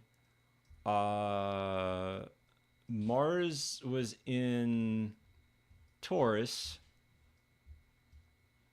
and yeah, it wasn't really operating very well. She basically wanted to have only vanilla sex, and I think they were like ERPing and stuff too. It wasn't even really like real sex.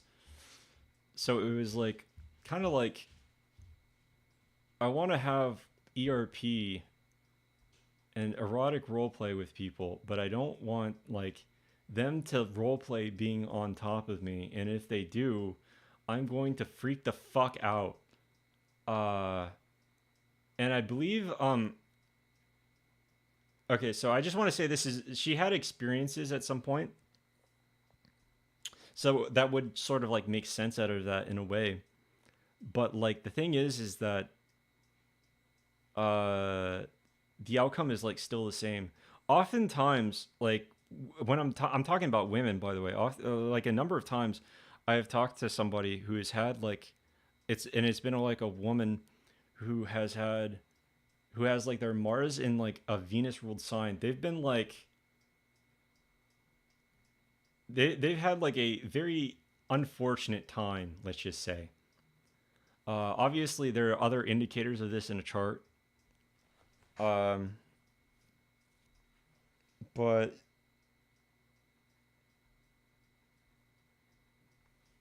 yeah, let me think actually. What did because Mars was in opposition to something. What was Mars in opposition to?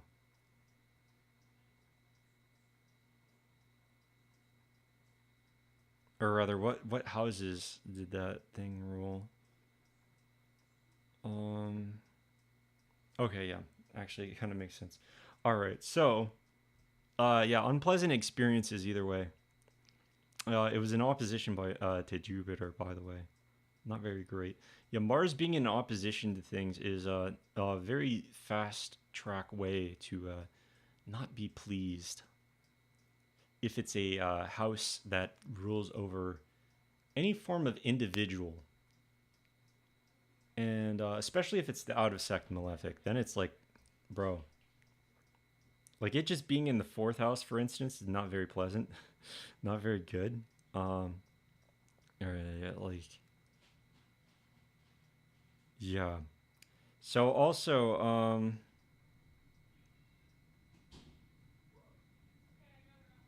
I don't know. I'm kind of like getting caught up on these things and not really articulating my thoughts too well.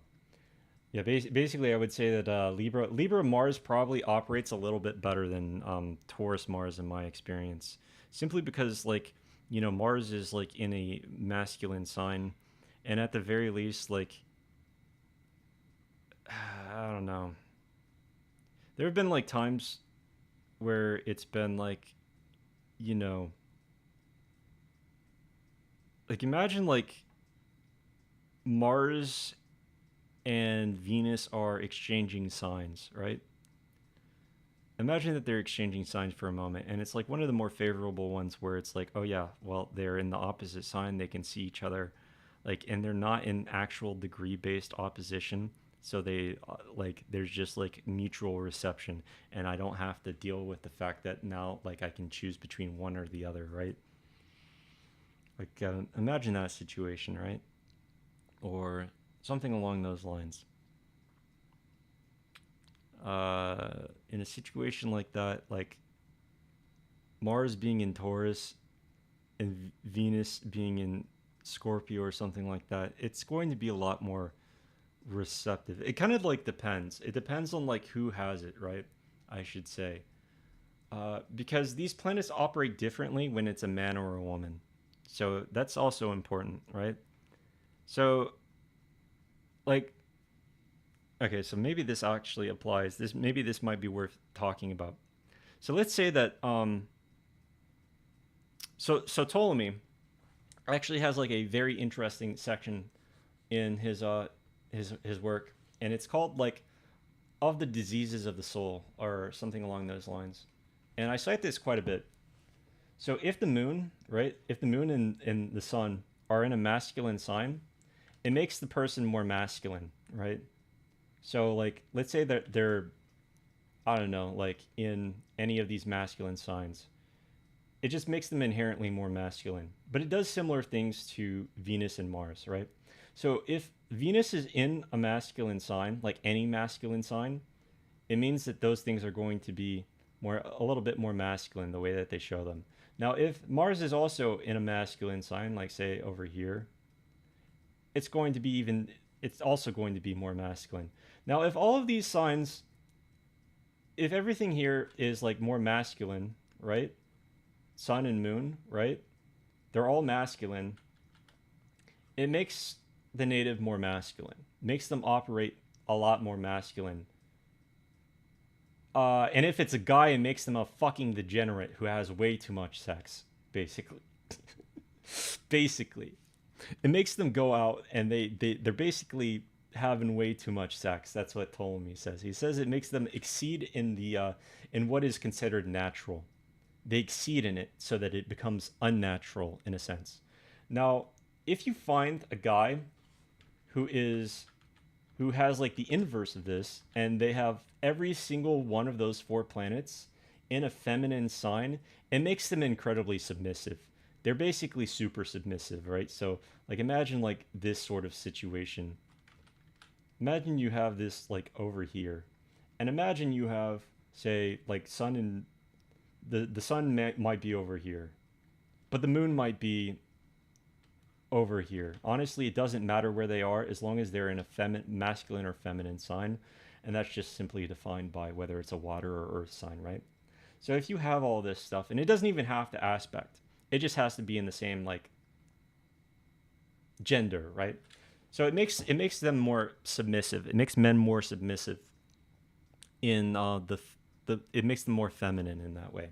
Not necessarily that they'll be entirely feminine, just that in that way they will seem more feminine, right? And a lot of people get like really worked up on how this all works, but don't worry too much about it.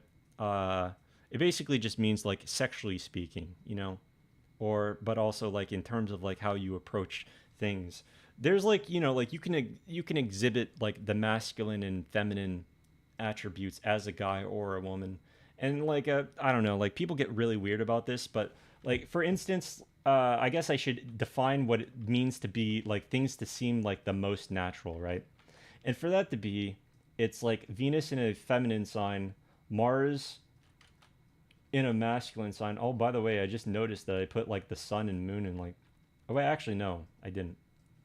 I didn't. Okay, so like imagine like Mars is over here, the sun could be over here, right? And the moon could be again over here. This is the most natural kind of setup, right? Because Mars is in a masculine sign, which it wants to be. Uh, hold on. Oh, I don't believe in the 12th house being Pisces related. That actually kind of bothers me because it's more of a modern thing.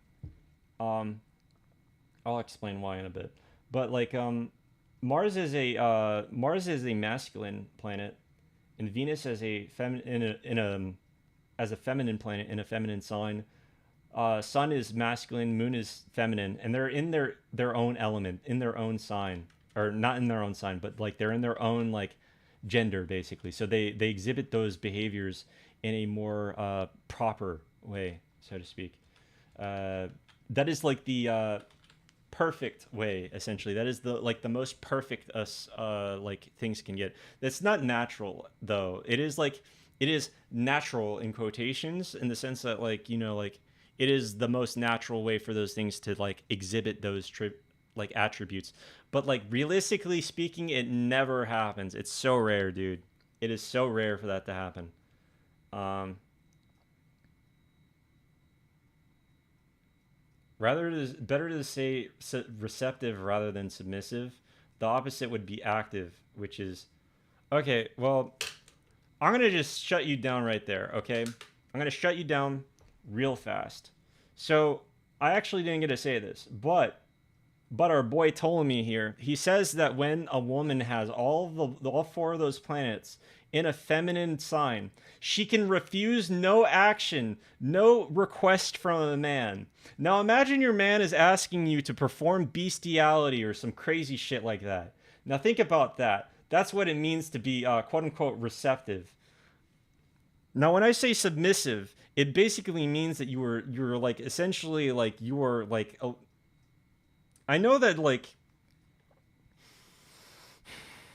you're technically yes you that is correct. They are more receptive, but it's also like these things are similar. They're similar meaning, but like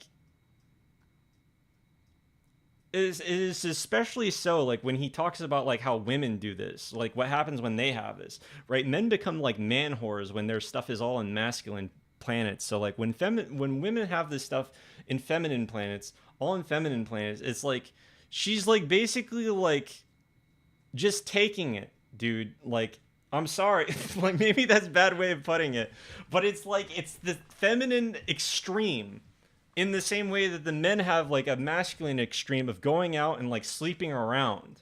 Like the woman is just like allowing this shit to happen to her. Like you understand that like this is like the okay. Well, I want to maybe I should like pull myself back a little bit and just calm down. But it's like it's like the extremes are like being explained like expressed in the text. It's being expressed in the text, and like it's often been true. I found like if I asked a guy who had this stuff, he would say yes, I'm a bit more submissive, right? He would agree with that probably most realistically. Like there is a guy I read a chart for, and it was the first time I saw this, like actually saw this in a chart. So I asked him about it, and he's like, yeah, I tend to attract more like outgoing women. Like they tend to be like more dominant. Like they tend to like the fact that I am more submissive. That's what he said, basically. Like, like technically yes, like the feminine is the more receptive element, but it creates extremes in like the masculine and feminine. Like obviously, like like the natural way of being is to have like a balance of both basically. Yeah, too much of anything will be an issue. That is like exactly what Ptolemy is getting at in that section. He's like saying like the extremes cause extreme things, and like only by finding balance, which is very hard, by the way, very hard. You basically never find it in a chart. Like it's like well, maybe I shouldn't say never, but like you'll always find like even the extremes are hard to find because you'll find like Venus and Mars in a masculine sign, and maybe you'll find like the moon or the sun in like a masculine sign, but the last planet is always going to be like impossible to find in a masculine sign. Well, I mean, maybe not impossible. Maybe I shouldn't say impossible. It is basically like it's very very rare. You wouldn't call yourself submissive? Well, what do you have your stuff in? I'm talking about sexually speaking. Are you like going out and having like loads of sex, or like not having sex at all? What's going on? Speak to us. Talk to us. What is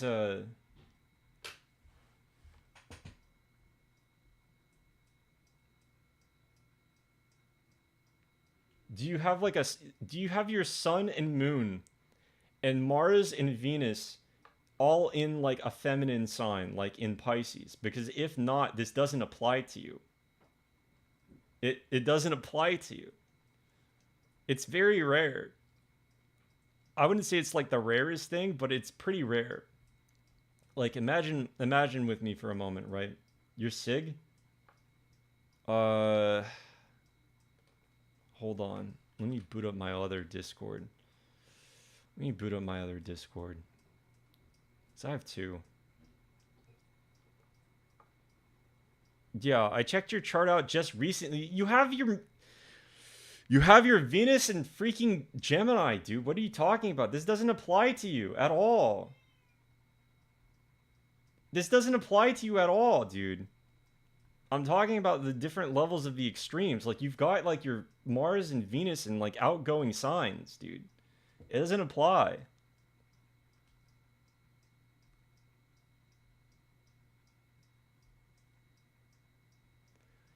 Uh like I'm talking about like the very extremes of like you have all four in like a feminine planet.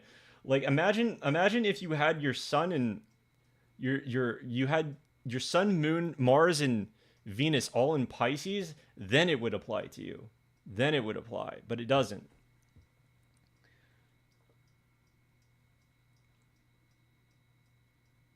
Uh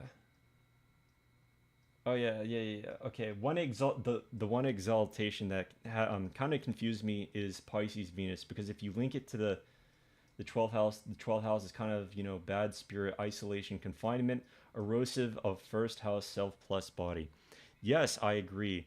Pisces does not make sense as the 12th house. You know what else doesn't make sense?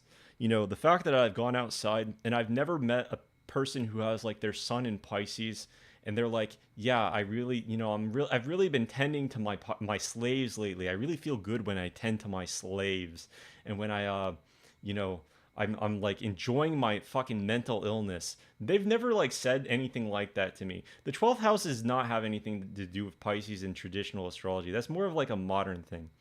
And like the more extreme things of like, like what you said with bad spirit, that is like a Hellenistic thing. So like it's very bad to mix and match these things. And the unfortunate reality of astrology is that the worst part about astrology is nobody like talks, they never explain where they got this stuff from. They never explain, right? So I can debunk this really easily, right? So Shantae over here, Shantae has her Mars in the sixth house, so she's very aggressive towards her slaves. She says, my ancestors owned a lot of slaves, and that was awesome. That's what she says to me all the time. And that's because, Mars rules over is ruled by, or rather, Mars is in the fourth house, ruling over the sixth house, while Venus is in the sixth. She's like, I really enjoy having slaves. My ancestors owned slaves.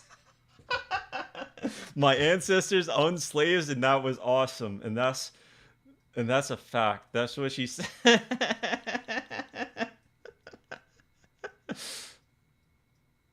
What do you mean it's slander? You literally talk about it. You said my ancestors made love to their slaves, and that's how and that's how I came into being. That's what you said to me. But in all seriousness, yeah, in all seriousness, Pisces as the 12th house is a bit of a meme to me. Because how are you gonna tell me that Pisces is the 12th house? You just can't. And another weird thing is that like hold on, let's get rid of all of this. Let's get rid of all this for a moment, right? So we already have a way of discerning some of this, and it's the theme of Mundi. But let's pull it over here so that Aries is like the first house over here, and let's grab the ascendant, descendant, and let's also grab no, let's grab this, the wheel of numbers, or yeah, the wheel numbers, right? So we grab this and we pull it like so. And as you can see, now we have it exactly how people say that it is. But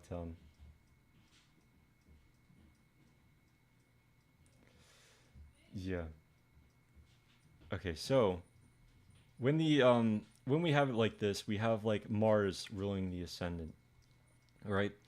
The second house is Taurus for finances. Third house, Gemini. Fourth house, the moon, Cancer. Fifth house is Leo, and Leo represents sex, I guess. Sixth house is Virgo, and it just goes on and on and on.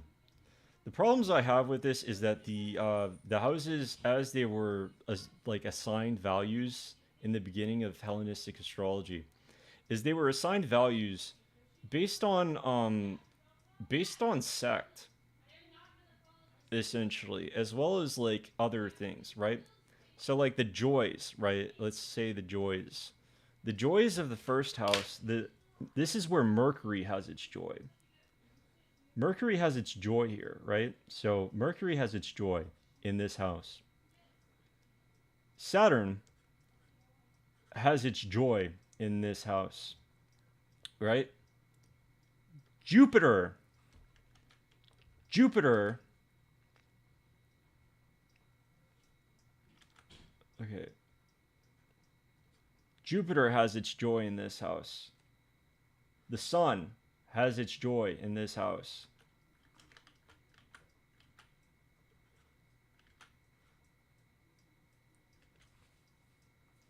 Venus has her joy in this house. Mars, which I skipped over, has his joy in this house.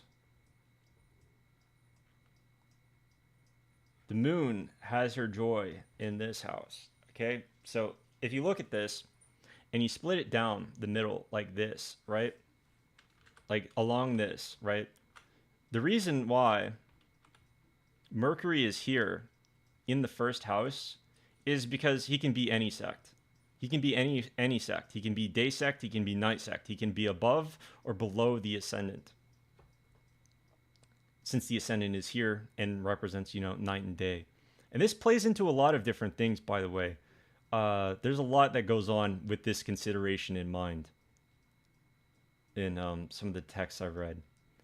Now, Saturn has his joy here. Some people like to think that Saturn does well here. No, it's more that the 12th house is defined by Saturn. Saturn fucking sucks in this house. Saturn sucks in this house. I will make that clear. You will not have like a good time if you have Saturn in this house. A planet being in a house that has its joy does not necessarily mean that it does good there. It means that the significations are naturally occurring there. Jupiter has its joy here because it represents friendship. Jupiter also represents friendship, by the way. That's why the 11th is associated with Jupiter. Saturn represents restrictions. What's in the 12th house? Restrictions. Things that have happened to us in the past. Things that hold us back. The sun has its joy here. What's in the 9th house? Knowledge, travel, things like that. Philosophy, things that like the soul, the spirit enjoys are here in the 9th house. Mars, place of injury. The 6th house is the place of injury. Place of like slaves and shit like that, dude. Like, I mean, the 12th house is also like this, right? It's like a really bad thing. Like, if you're in a foreign land, like the 12th house, it's very likely that you were like conquered and enslaved, and that's why it has such significations. I'd imagine, anyways, right? And similar things go for the 6th house. If you're the 6th house has like it's a place of injuries where things are going poorly, right? You've essentially like you kind of like have to be in a bad position to have 6th house placements. Like the best like case scenario is that you're a lawyer or you're a doctor or you're some sort of like like policeman. That's like an explanation of having 6th and 12th house placements. That sometimes occurs if it's associated with the 10th and things like that, right? The 5th house gets its significations from Venus, which is why it's associated with children. It's associated with creative works. It's associated with good deeds, and by association, it's associated with sex. You'll often find that if Venus, or rather if the 5th house is damaged, but it's like still active, people are having sex, but they're not having kids. Things like that, right?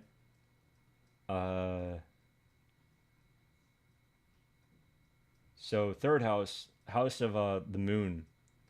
The moon has its joy here. What is in the 3rd house? Travel, rituals, things that are like near us, but like also like things that are changing at the same time in a way. Like so like forms of divination are both in the ninth and the third house. The 12th house and the 6th house are also like similar in a way.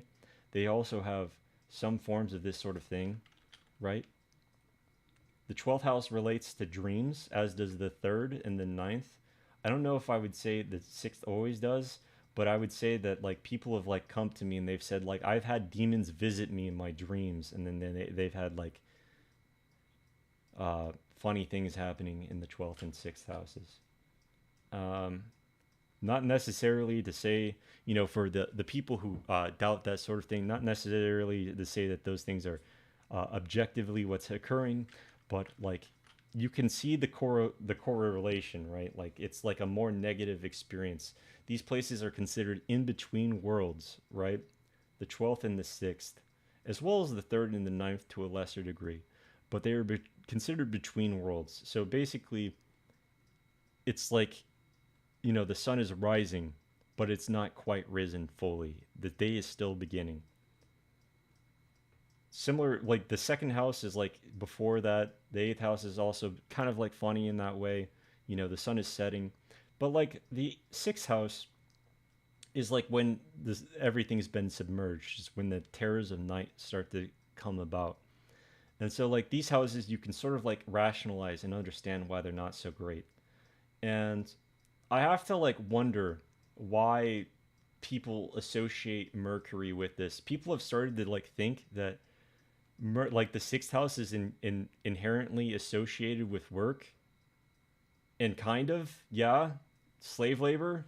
Anytime like some sixth house shit has happened, guess what has happened? I've had to do some shit for free, dude. It's like get your ass back to work, working like a slave essentially. This is a house of injuries, dude. Like you don't fuck around with that. You're going to be working your ass off when some shit happens in the sixth house. You're going to essentially be working and not necessarily making money. I know that it forms like a trine to the sixth house, right?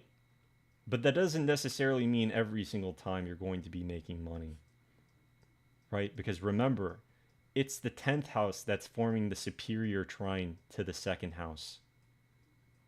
The sixth house is receiving from the second. And maybe, like you might say, oh, yeah, well, depending on your morals, the qualities of this place come out a little bit better because, like, the second house is about morals, by the way. It's not just like your material possessions. I find that to be a very materialistic view of the second house. Like, yes, your possessions, your well being, yes, technically, but also, like, you can have second house, like, things without having money. Like, money also comes from the 11th house. It also comes from the 8th house. The only succeedant house it doesn't come from, as far as I'm aware, is the 5th house. The 5th house does not make any aspect to the 10th, and it has like a square involving the 2nd and the 8th, and it's in opposition to the 11th. And we can like, obviously there's like these things, like these are all like kind of here, but like this is like receiving, and this is giving, right? And this is like giving to this. I don't know. Maybe I'm a little bit goofy for thinking about it like that, but it is like sort of food for thought, right? Because like the 5th house, I do not associate too much with finances. Like you get kids out of this. If anything, like you need finances in order to have kids. If anything, you need to be in a good position to give to others as well. Hence, like good deeds, right? But yeah, there's like good things that happen from these places. I would say that like these things are basically defined also not only by like the joys, but they're also defined by the angles. Man, I've gone from like planets to explaining the signs too. So we have the first house, and the first house is the house of self, right? And so when we fall away from the from the first. That's when we get this bad shit over here. And when we build off of the first, we get things out of it. We get our deeds. We get like the good things out of our deeds. We get our morals. We get our stuff. There's a reason why it's bad to have placements here, and it's because it's better to be up over here, right? It's best to be over here and not to be over here, right? Because if you have like things over here, this is an idle place. You would think, oh well, you know, like the things that I want out of life, my morals, I'm working out of it. I'm getting those things. But yes, it also like involves like the material, but it also involves like opinions and things like that. And that's also why you'll often see like priests and like other people, like teachers, stuff like that. They often have things over here. They often have stuff going on in the ninth and the eighth, and there's other stuff going on, right? Essentially, it's these things like, I don't know. It's a little bit weird to associate the eighth house with Scorpio. I would say, you know, on paper it fits if you're like you don't really understand Scorpio, in my opinion. Maybe I don't understand Scorpio. Maybe that's my fault. I don't know. Maybe I should be less judgmental. But like people associate the eighth house with death and change and transformation because they associate like Scorpio with the eighth house. And I think that's backwards. I think that you shouldn't be changing the houses to fit the signs. I think that it should be the other way around if you want to go this route, right?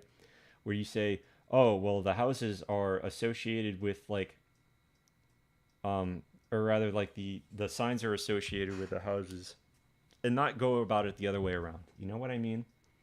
So, but they also do that too, actually. Maybe I should take that back. It's like, I'm waiting for them to also like say, oh yeah, like slaves are an association of like of Pisces.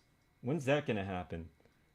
Like, fucking the 11th, fucking Aquarius gets to be called a quirky innovator that's like good with people and friends. Since when, dude? Like the Aquarius, like, I don't know, very antisocial behaviors, dude. Very antisocial. Like sometimes, yeah, you know, it's like, oh yeah, we're going to sort of like say like, oh yeah, you know, Aquarius can sometimes be real and genuine, but like at the same time it's kind of not being that way. It's kind of like in the way of the sun. Like the sun is like betraying very good things, like the honest way that things are in a subjective kind of way. Whereas like Saturn is like, basically none of that fucking matters. You're going to die one day, and also like you'll have accomplished nothing. Hold on, actually, let me find. I'll like reference another fucking streamer. Let's reference another streamer. Let's pull up my. I think I have it in my liked list. This thing doesn't have necessarily like the best stuff in it, right? Sometimes I just pull out some of this stuff up, but I have liked a lot of things so that I can reference it later, and this is one of those things. That looks like a. We're gonna skip forward a little bit.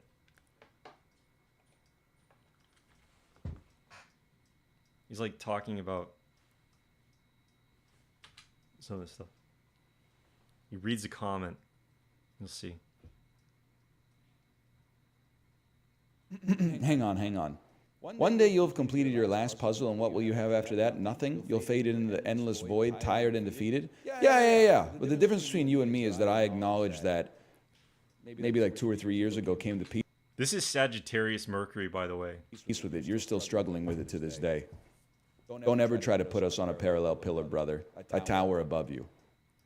Spiritually, temporarily, corporeally, while blood still pours through our veins, yes.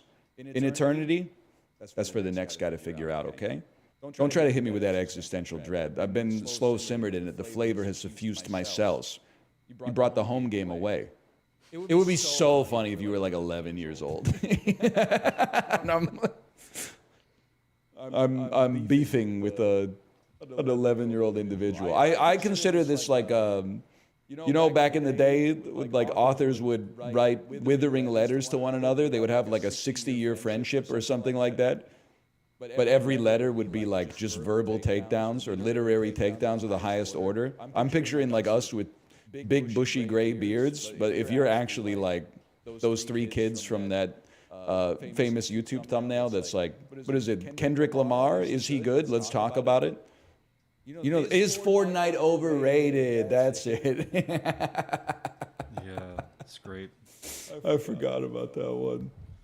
You know, my kid knows. Yeah. Anyways, that's what I just wanted to say. You know, that's basically like like Jupiter influence versus Saturnian influence, where it's like, yeah, you know, Saturn over here would be like, yeah, we're kind of like shit kind of sucks, you know, shit kind of sucks, and your life means nothing. Your life literally is as valuable as a summer ant. I'm just gonna keep on stopping you. You're gonna keep on coming back. I'm gonna seal up all my cracks. You're gonna keep on coming back. Why? Because you keep smelling the syrup. And I can't finish that sentence, but you know what I was gonna say. But yeah, basically,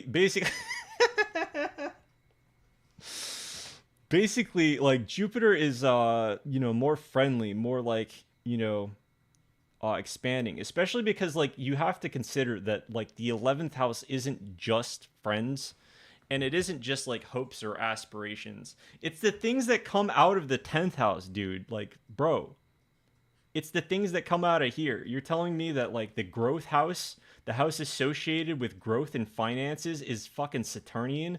I'm gonna kill myself now, dude.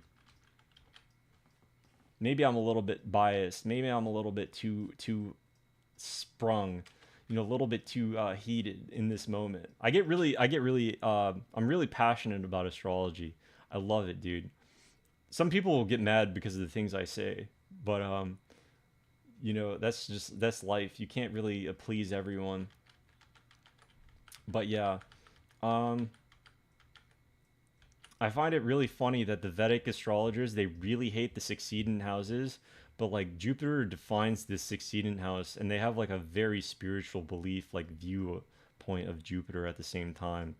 I find that like hilarious personally. Um, it's like, yes, the Kidden houses are great and they're very spiritually fortunate, and yeah, that's like kind of true. But then they're also like, yeah, you should want nothing in life. To be suffer to suffer is to live. To suffer is to live a good life, and all of these houses are bad. I don't know. I think it's kind of like contextual. There are a lot of good people I've met who have like Kidden houses or angular houses, but like, I don't know.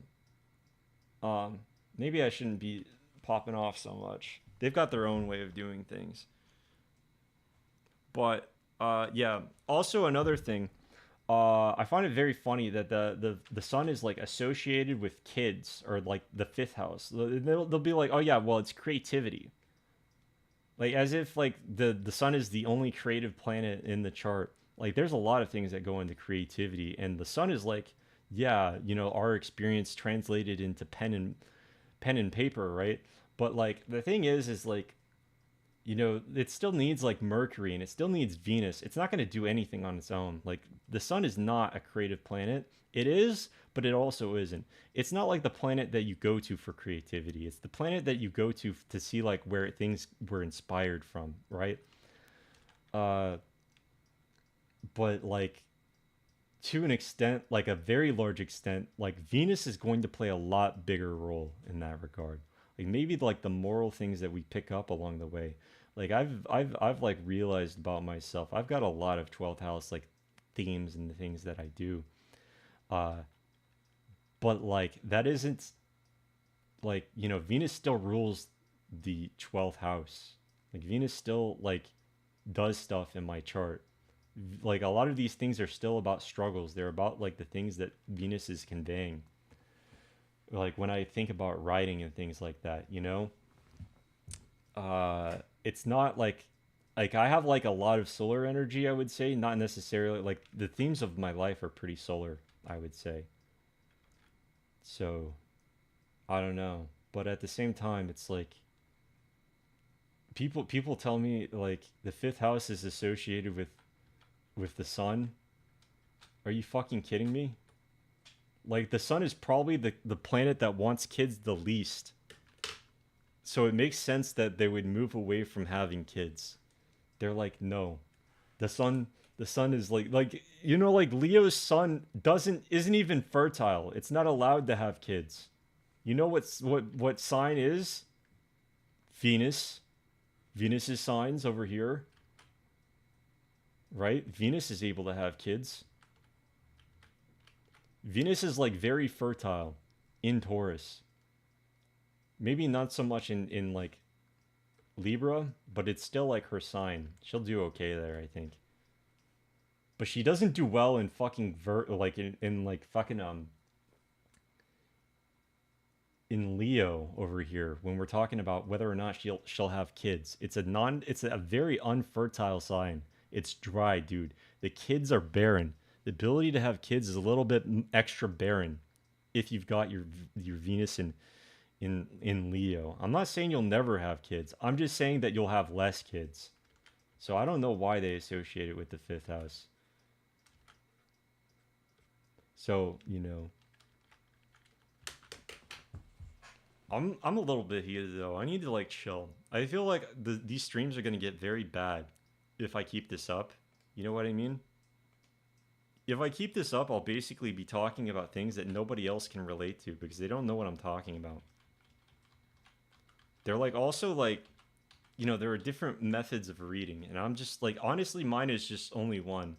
But like, oh, I'm Aquarius ascendant, and I would say I'm really split 50-50 extrovert, introvert. I talk to people easily, but stay a bit antisocial. But all of this could be due to other chart influences. I don't know. Yeah, it kind of is so. Like, Aquarius ascendant is, it's like ruled by Saturn, so it's a little bit prone in some ways. But I would say that, like, okay, so wind signs are a bit more social in a way, right? They're more like located in the realms of like thought and communication in a sense. All right? They're more like doing that kind of thing. But like out of the wind signs, like imagine why these signs are called social for a moment. I think it's a very disingenuous to say that they're social. Because for me, being social involves being genuine. And the wind signs are kind of not genuine a lot of the time. They're more prone to not being genuine. They're more prone to, much like water signs, they're more prone to obfuscating what they actually mean. So, like, let's say that we're talking about Green Day, and let's say that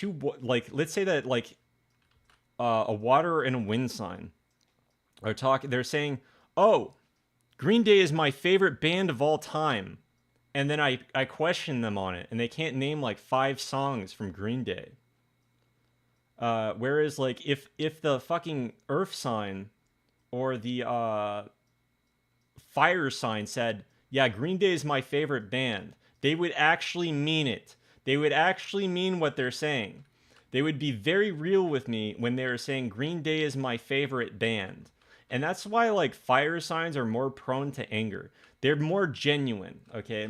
Like if a fire sign is like showing me some form of emotion or some anything, dude, it's real. It's actually real. It's something that they're feeling. When a water sign is showing me something, it's a little bit more up in the air. They can be indirect. They can be more indecisive. They can be less they could be trying to like be flowery about it, right? They can be lying to me about it. "Oh yeah, it's fine," she says, as it's not fucking fine. She doesn't give a fuck, okay?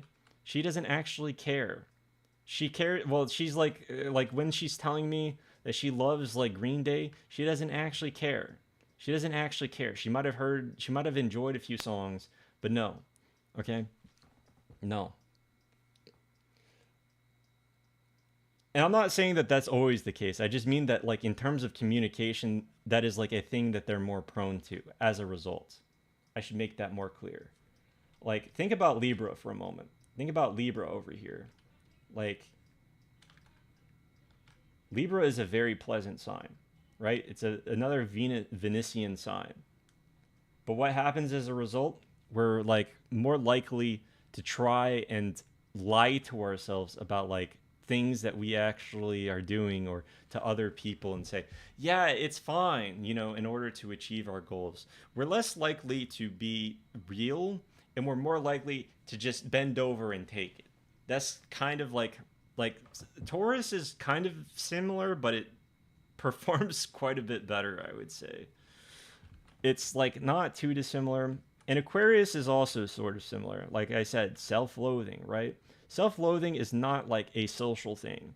Like maybe, like you could be like, "Oh yeah, there's an honorable way to do things," right? Objectively speaking, there's an honorable way to be a sort of way. Like if I open the door for someone, it's good, right? Those are like the social things in life. But I wouldn't say that like makes like if somebody is just like their idea of like being social is obeying social cues, then shut the fuck up, dude. That is like antisocial as fuck. It's like if I'm like being around somebody, I want them to be real with me. And that's like why the only like wind sign that is good for genuine behavior is fucking Gemini. And you can quote me on this. The only wind sign that is good at being genuine and like honest by default is Gemini. And even then, it's like Gemini is like it's twofold, right? It's twofold. It's a mutable sign.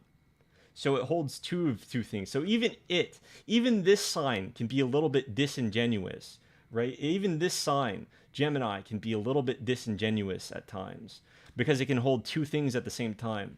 But it is observing and similar to the moon because it is observing the sun, right? Because it goes around it. So it's aware of what it actually wants, right? It's aware of what it wants, but it has similarities to the moon, right? Because these two signs are Anticia, right? So they have similarities. And what is so similar about the moon? Well, the moon is a fucking liar. Maybe I shouldn't have said that so strongly. The moon is not always honest. The moon is like waxing and waning. You know what that means? It means that it's flexible, very similar to Mercury. So with the moon, it is prone to change. And so if something is like, if it has multiple states, right? So we go from new moon, we go to a little bit of a partial moon, right? And then a little bit more. Then we have like this. And wait, yeah, whatever. And then even more, right? Let's say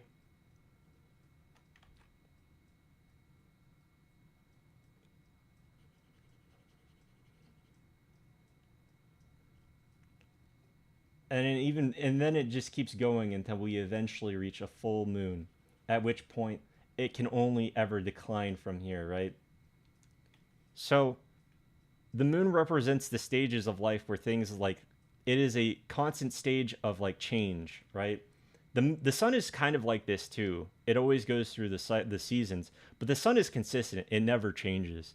It is consistent change, right? So the moon, since it changes like that, it is honest. It is very dishonest at times. Not always, but like for instance, Valence says this about Cancer. I'll pull this up. I'll actually quote another astrologer for this. And this is very true, I find. Even when it's not intentional. Because I have noticed it. Sometimes the native says something and it's misinterpreted to be a lie, or it sounds like a lie. It sounds like it's fake. It sounds like it's not real. And so people will report on this. You'll find this a lot, actually. Elon Musk is a fantastic example of this because even when he's telling the truth, he's perceived as lying, but it's also, he actually does lie quite often. And I don't want to seem too biased in regards to that because I hate it when people get like political, right? And they'll get very political. They'll get very political about this. But this is like one of the things where it's like, yes, this is the case. Look at this. Look at this right here. It is the house of the moon, feminine, solstial, to the ascendant to the universe, slavish, downward trending, mute, watery, noble, changeable,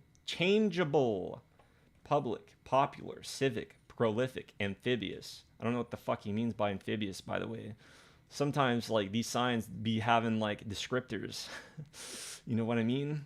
Men born under the sign are ambitious, popular, constantly changing, theatrical, cheerful, easily downcast, pleasure loving, party giving, public. And one thing I will say is that I like me some Cancer people, okay? They're very nice. I like being around them, but they are fake as fuck. Very often, they will be fake as fuck. I'm sorry. I had to say it. I have to say it. And it's not always like their fault. Sometimes, yes, but it's like they don't want to like say something even if it inconveniences them. My nephew has like a huge stellium in Cancer, and this dude like he went into the drive-through once. He went to the drive-through and he ordered something, and they got his order wrong, and because he didn't want to like inconvenience them, he just like refused to tell them that they got it wrong, and he was just like, it's fine, even though I could tell it wasn't fine, dude. And it's very similar. It's like things are being relayed very indirectly. You don't you know, think about the moon as it is to the sun, right? It's the reflection of the sun's life. And the sun represents truth, right? And honesty in a way. The sun is very honest if it's allowed to be. So like when something is like in Cancer, like the ascendant, look at this. Unsteady of mind. They say one thing but think another, not sticking to one activity, or at the most, two. They become wanderers or travelers. So the moon is not very consistent. The moon is very inconsistent. In fact, although the moon does very well in Cancer, if you want to stay married, it is not good to have the moon in Cancer. Like, I don't know if I would say this for natal charts, but it is the case for preparing marriages. And there is a guy.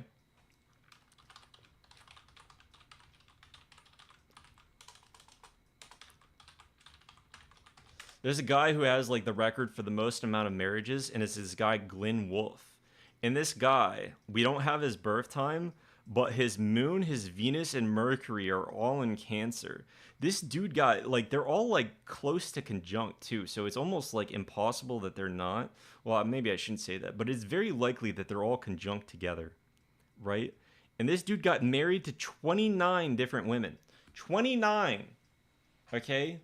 So like, chances are born in a night chart or something along those lines.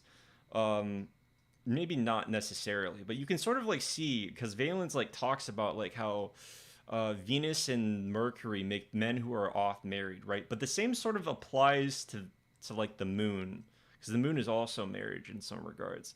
And this dude went through so many legal marriages. It is actually unreal. Like, actually, I don't know if I should pull up his chart.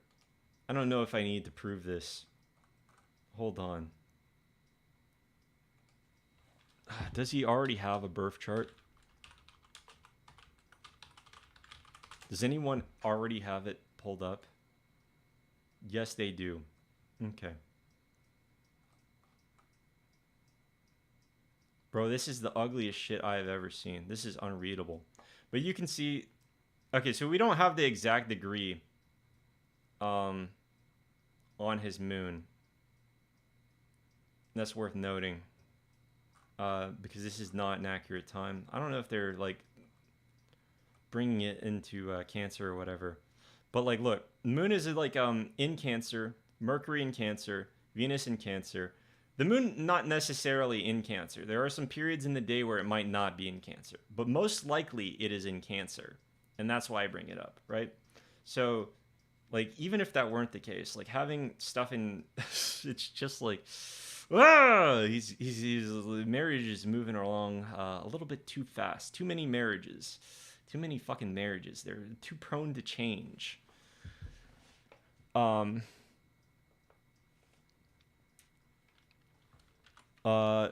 me look at changeable in their... Here's another thing. Here's another one. Venus and Mercury are in harmony. They make men sociable and gracious, gregarious and hedonistic, paying attention to education and sensibility, receiving honors and gifts. For those of mediocre fortune, these stars bring about the receiving of goods, selling, and exchanges, and they bring a base livelihood. Yeah, it's not good, by the way, the base livelihood. These stars make men unsteady with with respects to women, changeable in their agreements with them. So basically, they're more likely to cheat, is what's being said here. More likely to change what they said to women. More likely to change their opinions and change their mind with respect to women. It's like it's kind of it's a little bit crazy, a little bit crazy. Let's also see what happens with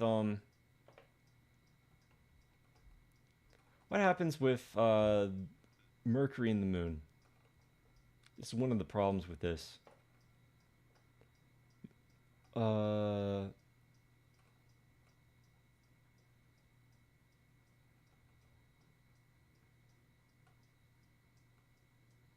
Mercury and the Moon are good with respect to the union and status of men and women. With respect to the power and speech and education. So yeah, it says it right here. It's good for like getting married, basically, right? The union of men and women. But it's also like bad in this when it's Venus, right? Because Venus is also involved here. So like imagine being very good at unifying with women, but also very bad in changing your stuff with them, like right, like I know that he says like like the men are changeable with their stuff with women, but also like one thing not noted is that women can often cheat when that stuff is going on, right? Yeah.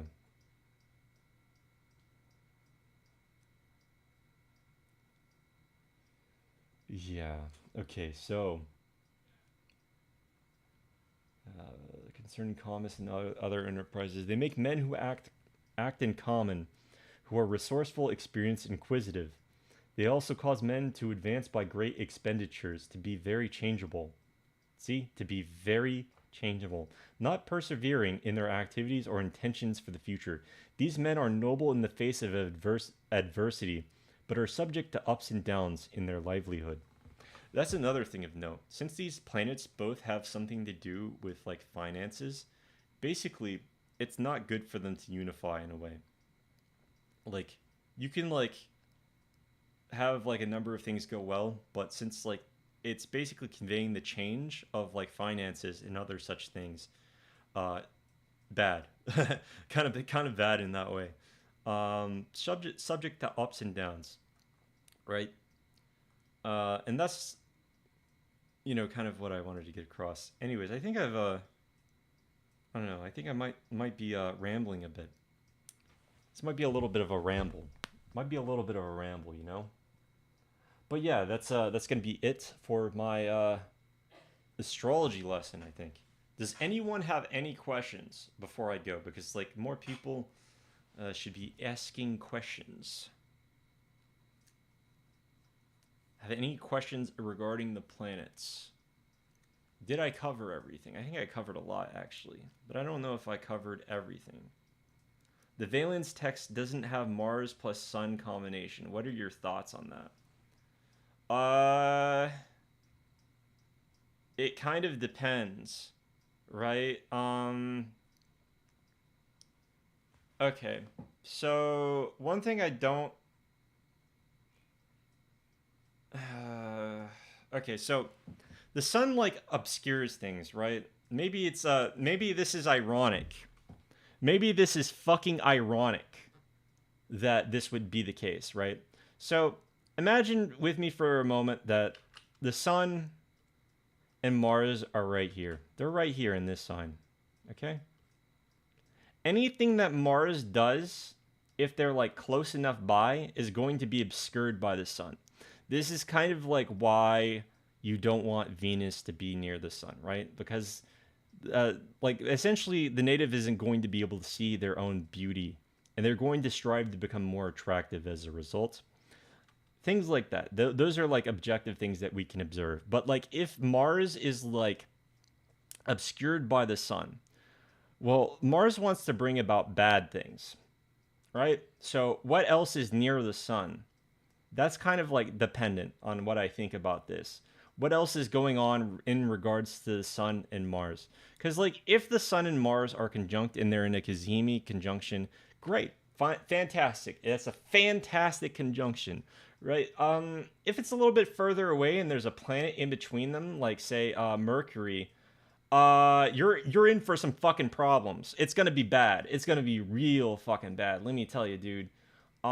Things I have observed. It depends. Well, like what is the sun ruling? What is Mercury ruling? One of the possible significations of this is sexual assault, dude. And it's gonna be hidden. It's gonna be hidden. And one of the things that you don't want, right? Since Mars is like a sexual planet, and the sun like signifies the father, like like what else is being signified here? What else can happen here? A lot of things. A lot of bad things can happen from this thing occurring. Basically, it like me getting ah. Oh yeah. He physical even, yeah. Okay, yeah. There's good and bad things that come out of this. Obviously, I'm not saying it's always bad, but like, bro, like very bad things can occur when the sun is near Mars or other planets. If we're talking about like some of the best things that could happen that coming from this, let's say that the sun usurps these planets, right? Now the sun is responsible for Mars. It's responsible for aggression. It's responsible for anything that like Mars is conveying, right? So the sun has like some sort of control over them, since it is essentially basically telling them no, you know. But like let's say hypothetically speaking that this was happening in a sign like Aries or Scorpio, right? This is now significantly worse in every regard. Like even though you would say, oh well, well the sun or Mars is operating better. Well, what if it's out of sect? What if it's in Scorpio? Because I'm telling you right now, the moon has its fall in Scorpio, right? And basically nothing can succeed. basically a lot of things like are cosmically bad in Scorpio. Even the sun, dude. Like I want to say like it's almost poetic that like nobody likes Scorpio suns. Um I'm not saying that I don't like Scorpio suns, by the way. I think that it's almost poetic that like people often like say they like just trash Scorpio suns for no reason. For like no reason. I've had friends who have had like their sons. I don't know. Maybe I shouldn't speak on this without having seen the rest of their chart. But like they'll just like get flack for no fucking reason. For no reason. It's just like fate itself has decided I don't like you. That is what it's like to have the sun in Scorpio. Bro, it is like terrible in that regard. So like in a way these are kind of like these signs are kind of defined by the fact that certain planets like the moon don't do well there. It's like fate itself is like putting a fucking foot on your throat. It's putting its foot on your throat and saying like you were like not meant to be. There's something inherently wrong about you, and now the rest of the world feels the same way. That is like what it means. This maybe okay. Maybe I'm going a little bit too far here, but that's sort of like how I've seen it. Like even like in the best case scenarios I've noticed like Mars being here conveys very bad things. Like even in the 6th house, dude, like or the 5th house, even in the fifth house, like in a night chart, dude, supposedly it should do well here. It's like the dude isn't having sex and he doesn't have kids. Why? Because he doesn't want to get STDs. So he's controlling, he's like trying to like control the things going on in the fifth house by like doing his best to not have sex, dude. I'm telling you, I don't personally see it as a good sign for a lot of things. And that isn't like, maybe that's my, I should say that's my opinion. That's like what I've observed. Maybe, you know, like my heart goes out to Scorpio sons, you know? My heart goes out to them. But like I have to be real. I have like only seen bad things happen to people who have like things in those signs. Is like I know somebody who has her Scorpio sun in the 11th, and also the Mars is there too. And it's like my dad is abusive. My dad's a piece of shit. My friends treat me like garbage. I've been kicked out of the house. Like when do you get a W? When do you get a W? Never. Never. Sadly, never a W. Fuck, dude. Some of that I might say is like other stuff. When will the next live stream be? Probably next week, or not next week, 2 weeks from now. I'm thinking bi-weekly. I'm thinking every 2 weeks is what I'm thinking. I'm thinking every 2 weeks so far. It might be the second Wednesday, but I might move it to Saturday. I'm thinking that I had a good amount of people who tuned in for this stream, so I might just keep it on Wednesday because I like the idea of doing it on Wednesday. It's like a nice little thing. Plus, you know, like everyone's doing stuff on Saturday in a way, you know? Like this is like a nice thing, I guess, in a way. It's not like terrible. Anyways, I'm sorry to ramble so much. I get a little bit too heated at times, and so yeah, I'm a little bit too opinionated at times. Maybe I should have like chilled out a little bit. But like uh yeah, thanks for watching, guys. It's been a blast. Thanks for watching and have a good one.